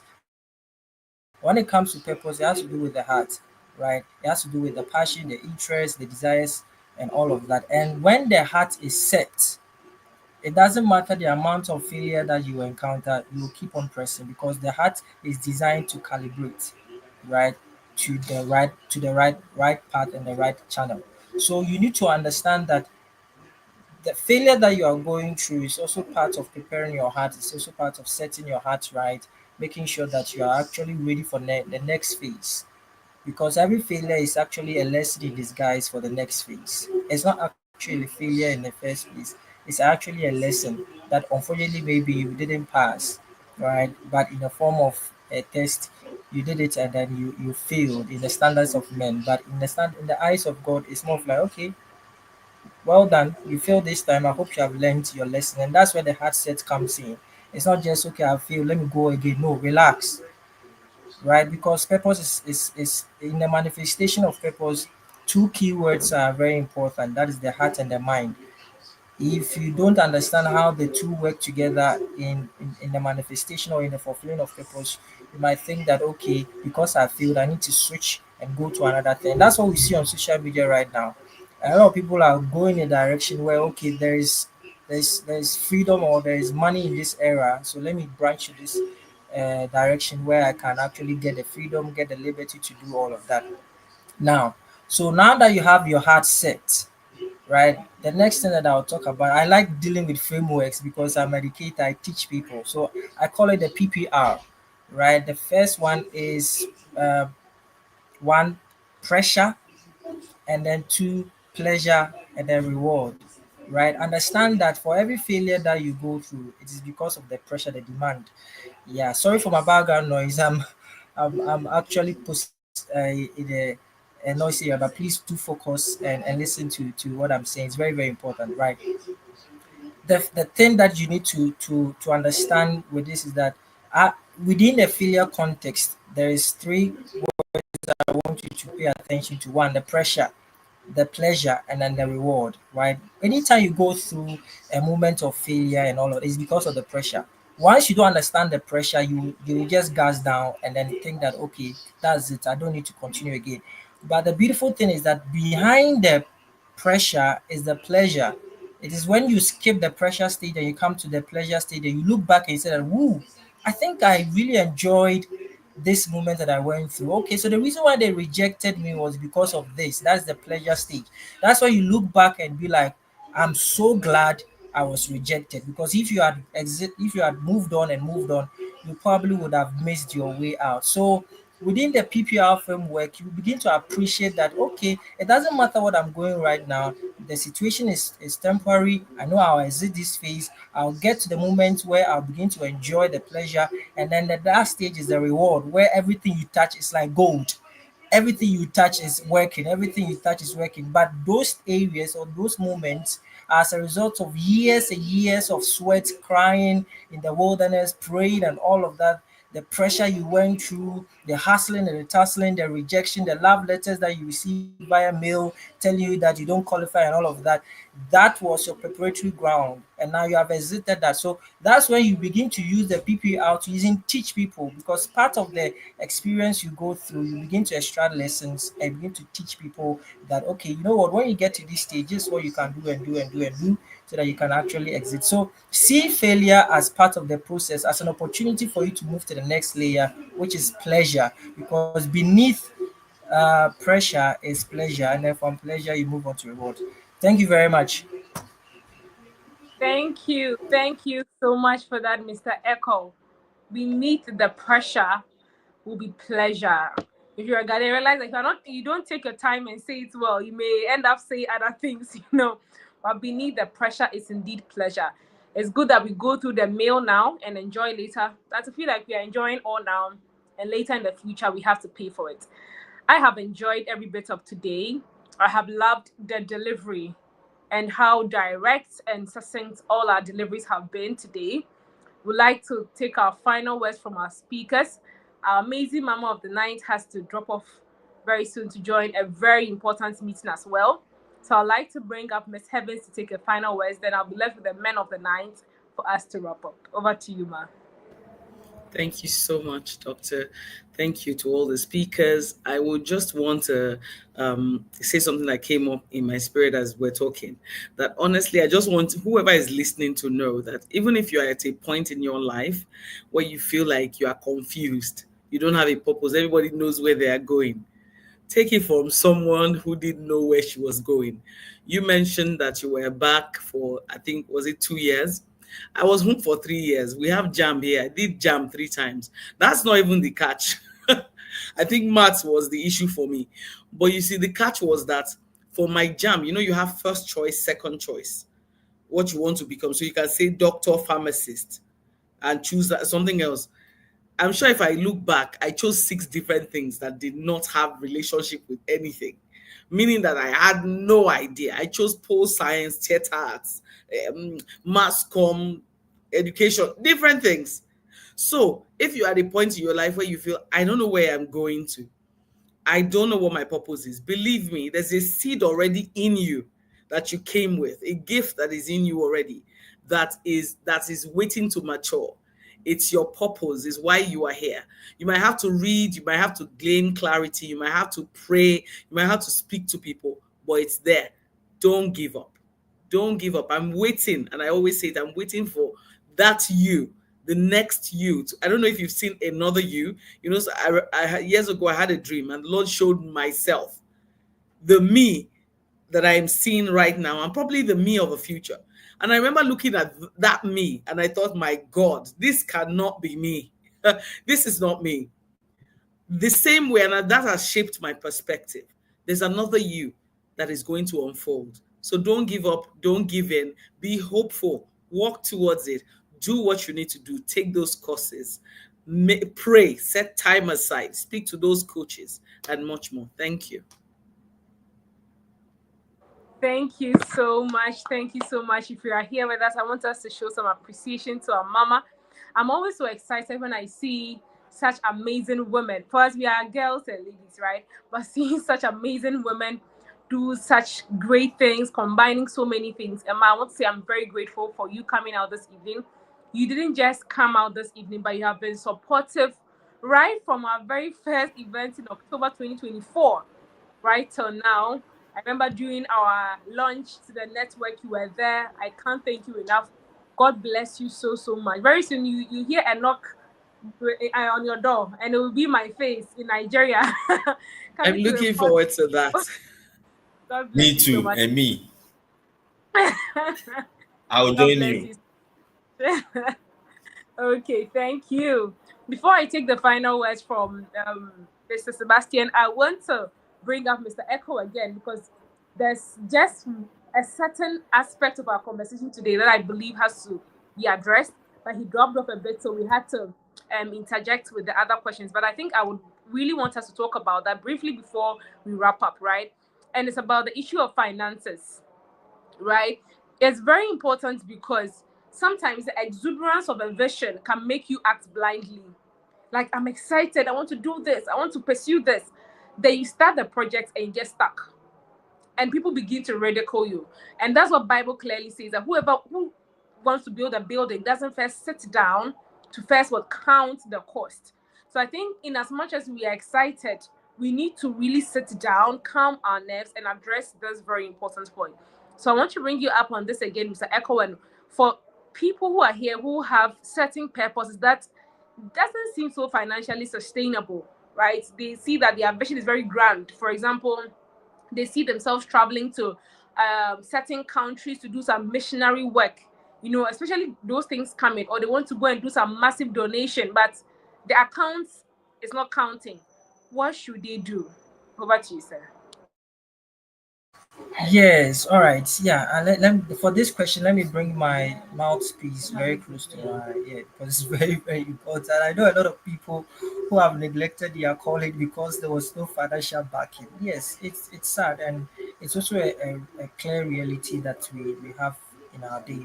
One of the things you need to understand is that God provides for every assignment and every calling, right? I talked about the CAP, the CAP framework, and the CAP is basically resource finance or backed.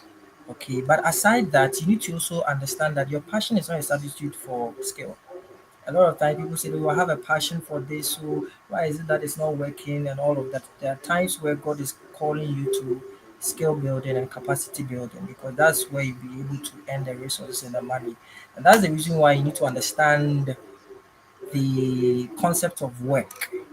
Okay, I know it's a bit technical, but let me make it a summary. There's what God had called you to do, and there's also your work. Right? If you look in scripture, God told Adam, be fruitful and multiply.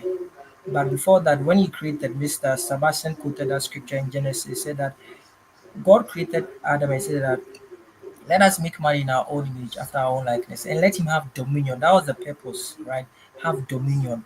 But God also gave work aside the dominion, and that was in chapter 2. He said that, and God didn't cause it to rain because there was no man to till the ground. So more of the work of Adam was more of an agricultural work, but within the agricultural works was to fulfill a larger call, which is to have dominion, to replenish the head, to subdue, and all of that. So you need to understand that as part of fulfilling your purpose and all of that, there's the work you will do, and that's the system of this world. You need to slot in that system to be able to gather the finances. There are times where your calling is maybe a doctor, you are placed in a particular village, you don't have the resources to gather and do maybe blood donation or projects and all of that. You have to build capacity and skills in other areas to be able to actually raise resources, right? And that's work, right? And that was in the case of Adam to till the ground. In the process of tilling the ground, he's gaining experience with work, right?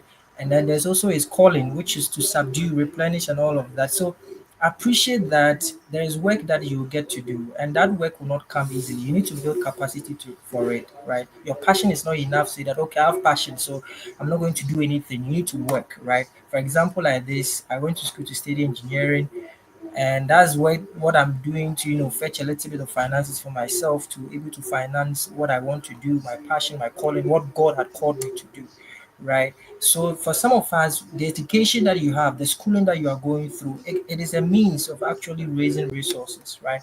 If you have loved ones who believe in your calling, it is also a means of actually drawing you know finances from them. But the most important thing is work for yourself. Don't depend on anybody, right? And through the process of working, the Lord Himself will cause finances to flow through your hands, and also God will touch the hearts of people to even sponsor, right? That is, if you stick and stay, don't switch, because a lot of times, because of finances, people neglect their calling and go and do something else. And later they say that, oh, because I'm successful in this area, I had a lot of money, so that is it. I'm not coming back to what God called me to do. It's wrong.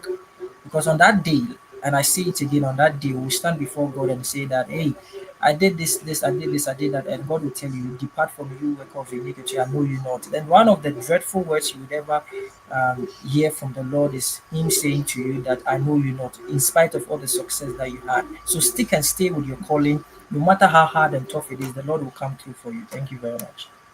Thank you so much. Stick and stay with your calling. No matter how hard, God will come through. God always provides for His assignment, and I love that. And I think I am a clear testament of that.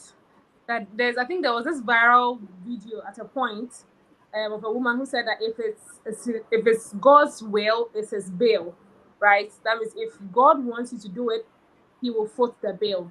And I really believe that sometimes I think we look at things in a very big perspective, so we do not start. Just take that first step, right? You're thinking about starting an initiative. Ask yourself, okay, if it's 10 billion you will need for a year, how much would you need for a month?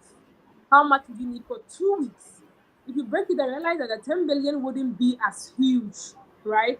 And maybe for the 2 weeks you can finance it. Just start. You may never know, right? Last time someone was asking me, how do you do these things? Like, hey, these streaming things, they are not for free.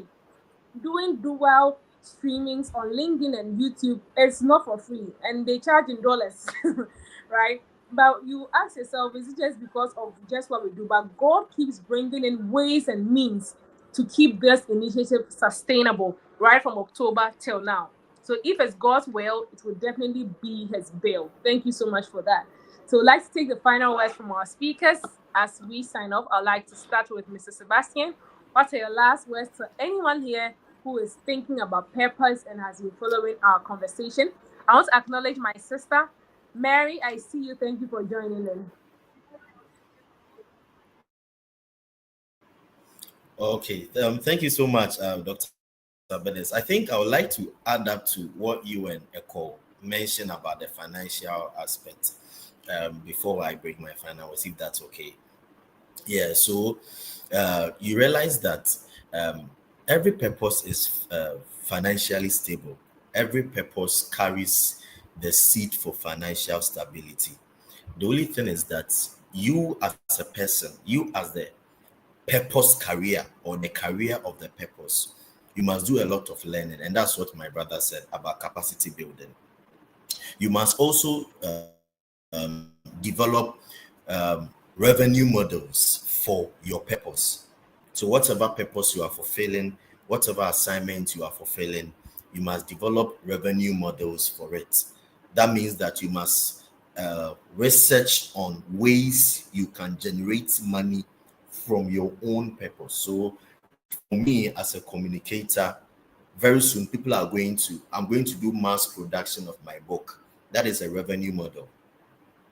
So I'm going to earn from my own publication and other publications that are going to come out. That is a revenue model. Another way that I also want us to also investigate is the aspect of grants. There are so many grants that are available to fund your purpose. You just have to learn how to develop a very good proposal. You see, so you research. So, for example, Dr. Benes made mention about philanthropic things in the health sector. So let's say you part of your purpose, you want to support people in terms of health in the health sector. You cannot use your own money because probably at that time you don't have the money to even do that. But you can use some organizations who are ready to support such initiatives. So you research their requirements and everything. You do a proper application, then you try. So I always tell myself that as young people or as entrepreneurs, let me put it that way, because every purpose-driven person is an entrepreneur.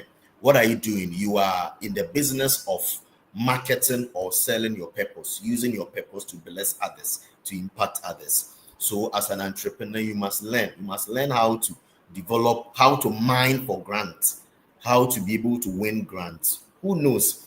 Maybe that $20,000 that you can't afford or that your salary can't afford, someone will give you that grant and you can use it to fund your purpose. So I want us to think about some of these things. Probably maybe at another time we can have discussions on some of these things, how to go about with it. And then my brother also mentioned about job. So for me, SEPS Inspiration, I funded with my own money. Inspiration Summit, when I did it, people were like, oh wow, this was a great program. Who were your sponsors and all those? I said I funded it with my own money. And then I did plan summits early this year. I also funded it again. And for me, my programs, for the convenience of my participants, the people don't just come for my program, I also feed them. So Subscription Summit, I fed over 200 people. Plan Summit, I fed over 500 people. And that was a lot of money.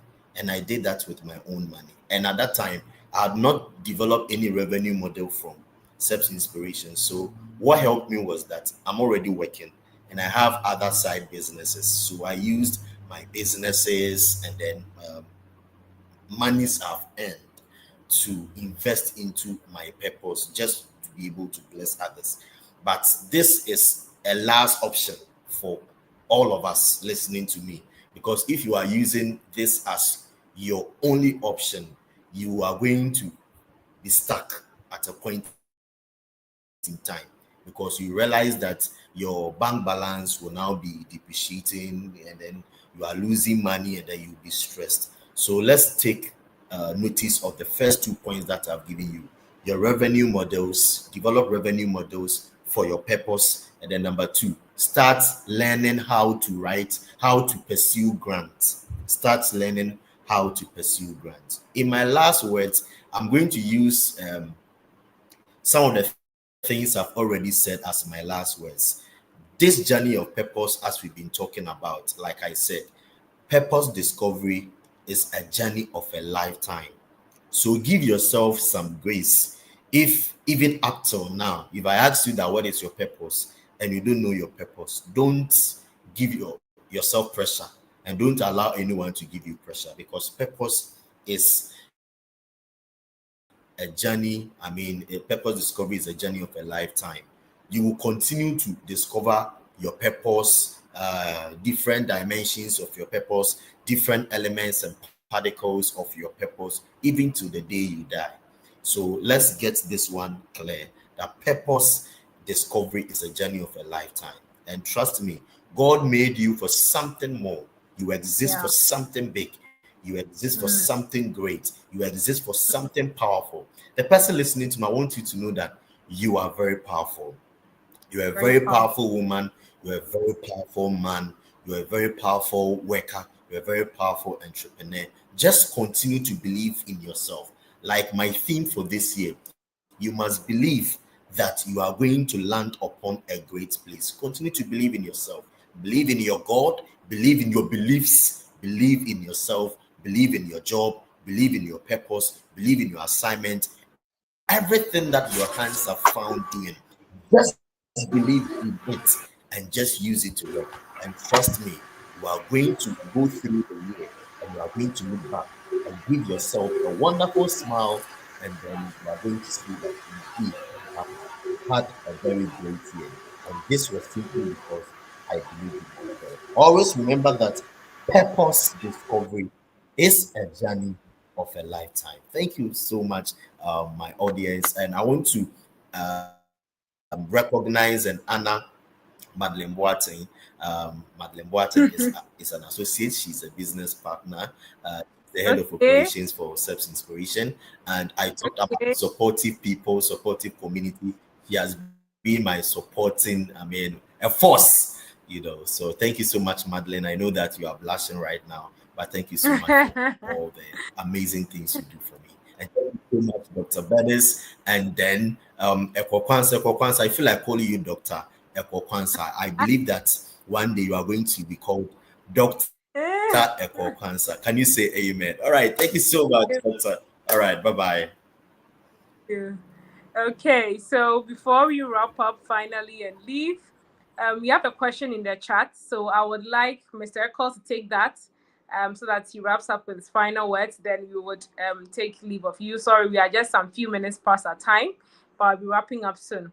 So Elizabeth wants to ask, I think she was making reference to what Miss Heaven said, that what if you've known all this about your purpose, but you are held back by your environment because they don't give your line, they don't get your line of purpose that God has given, and somehow you can't change your environment. So pretty much like an environment where you believe God has called you to something, but they do not understand that thing you want to do, and maybe you are in your family house. You can't say you are leaving.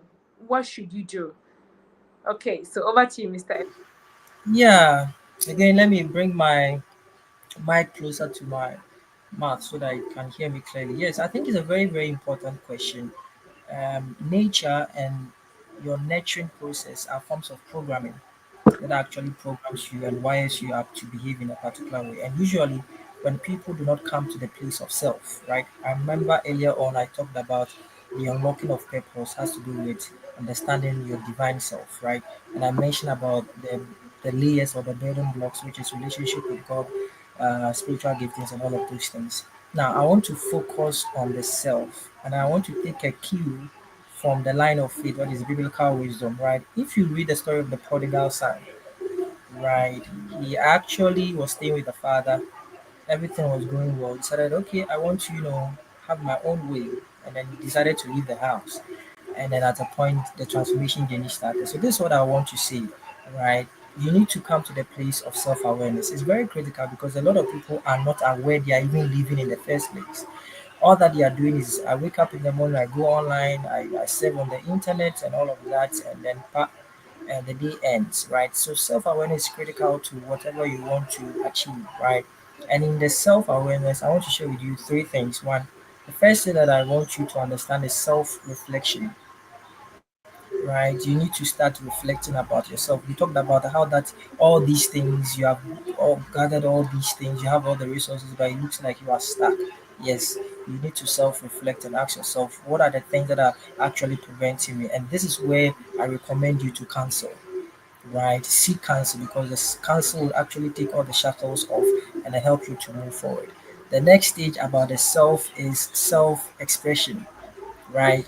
And self-expression has to do with how you're able to express yourself, how you're able to now release. Now that you have seek counsel and you are now released, it's time for you to express yourself, not to be held back by the things that was holding you. Because I tell people, right, even when I still talk to people, be like, I had a very wonderful time with you. I think I'm now ready. 2, 3 weeks later, they are back to their own fold. Why? Because the place to set yourself free is your heart, right?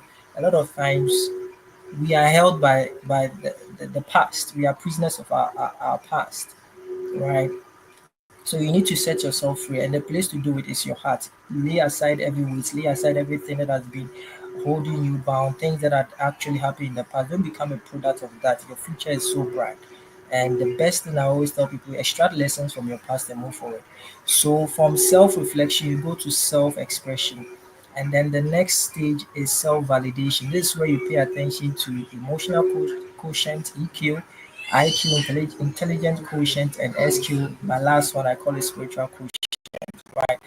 Because at a point in time, you need to understand how your emotions and feelings also plays in what you are going through. Self-validation, because you are in the wrong place, right? You're not getting the validation. The emotions are stuck.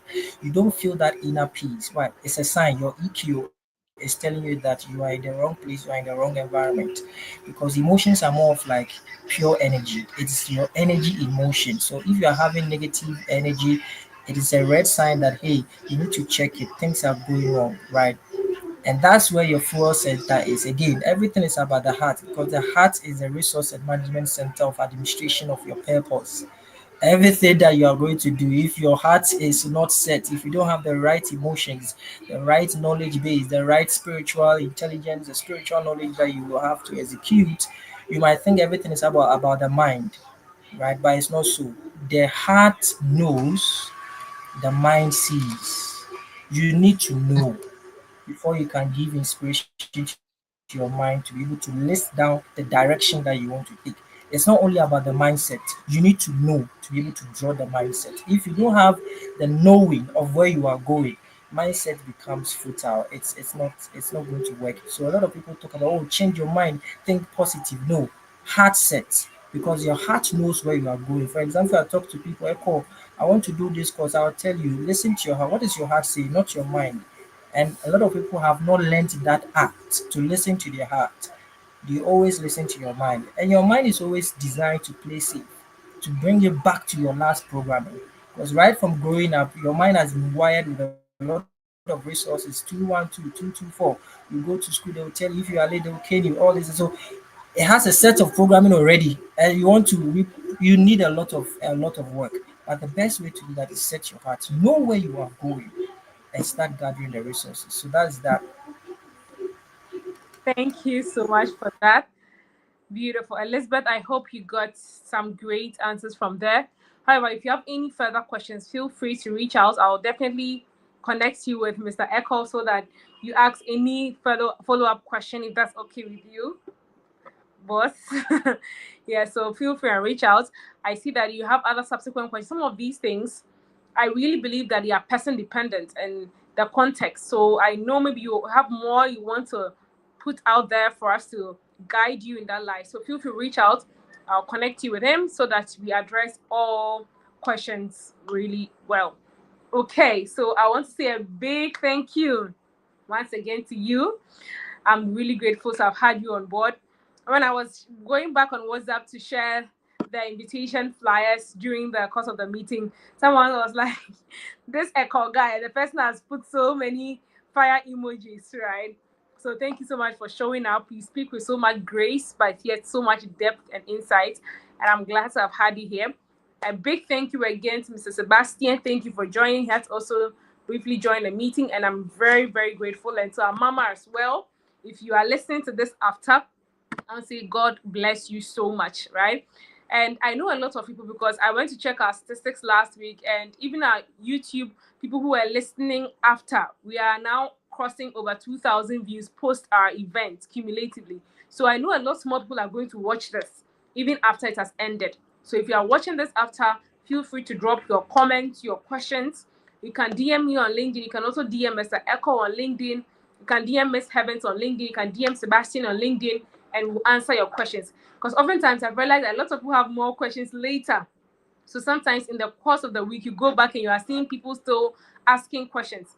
That's the beauty of this. So it doesn't end here. For those who could join live, beautiful. We love to see more and more of you. Those who are able to join later, this is why we keep streaming this for you. Okay, so thank you all so much for joining our part 1 of our Purpose Alignment series. Whatever you glean from today's meeting, share it to your friend. Share it on LinkedIn, share it on Instagram, on TikTok, on all the other social media handles. Share it, tag our speakers, let them know that indeed today has been worthwhile. As we said, we will not be meeting next week. Our next meeting will be the week after. So we're meeting on the 15th of March. That sounded like a Nigerian. 15th of March 2025. Yes, where we'll be talking about the becoming, the bridge between discovering purpose and fulfilling purpose. So that is what we'll be talking about, God willing, next 2 weeks, right? So if you see the flyers, please support and share. Let's put it out there. And the month of March is going to be amazing. And I tell you, because there's so much going on behind the scenes to make the benefits of this network reach more and more people. As I said, our target for the year is to train 1,000 health professionals and students with certain skills. In January to February, we had our first set of training, to expect much more coming up in the next quarter. I see Michaela, thank you so much for honoring the invitation and for being here.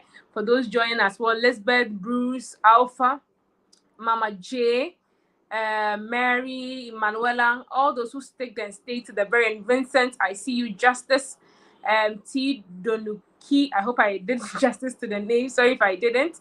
Right, and those who join us right from the start, Bernard, Phineas, Thomas, I want to say thank you all so much. We'll meet on the page. If you have any questions, feel free to reach out to us, and we will call it a night. If you have not seen this, our beautiful video by some of our HomeNetters, just take a look at it, then we'll end our meeting for Guys, today. guess what? HomeNet is here.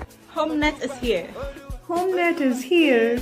HomeNet is here. Hey, hello everyone. I have good news for you. I just want to tell you that HomeNet is here to stay.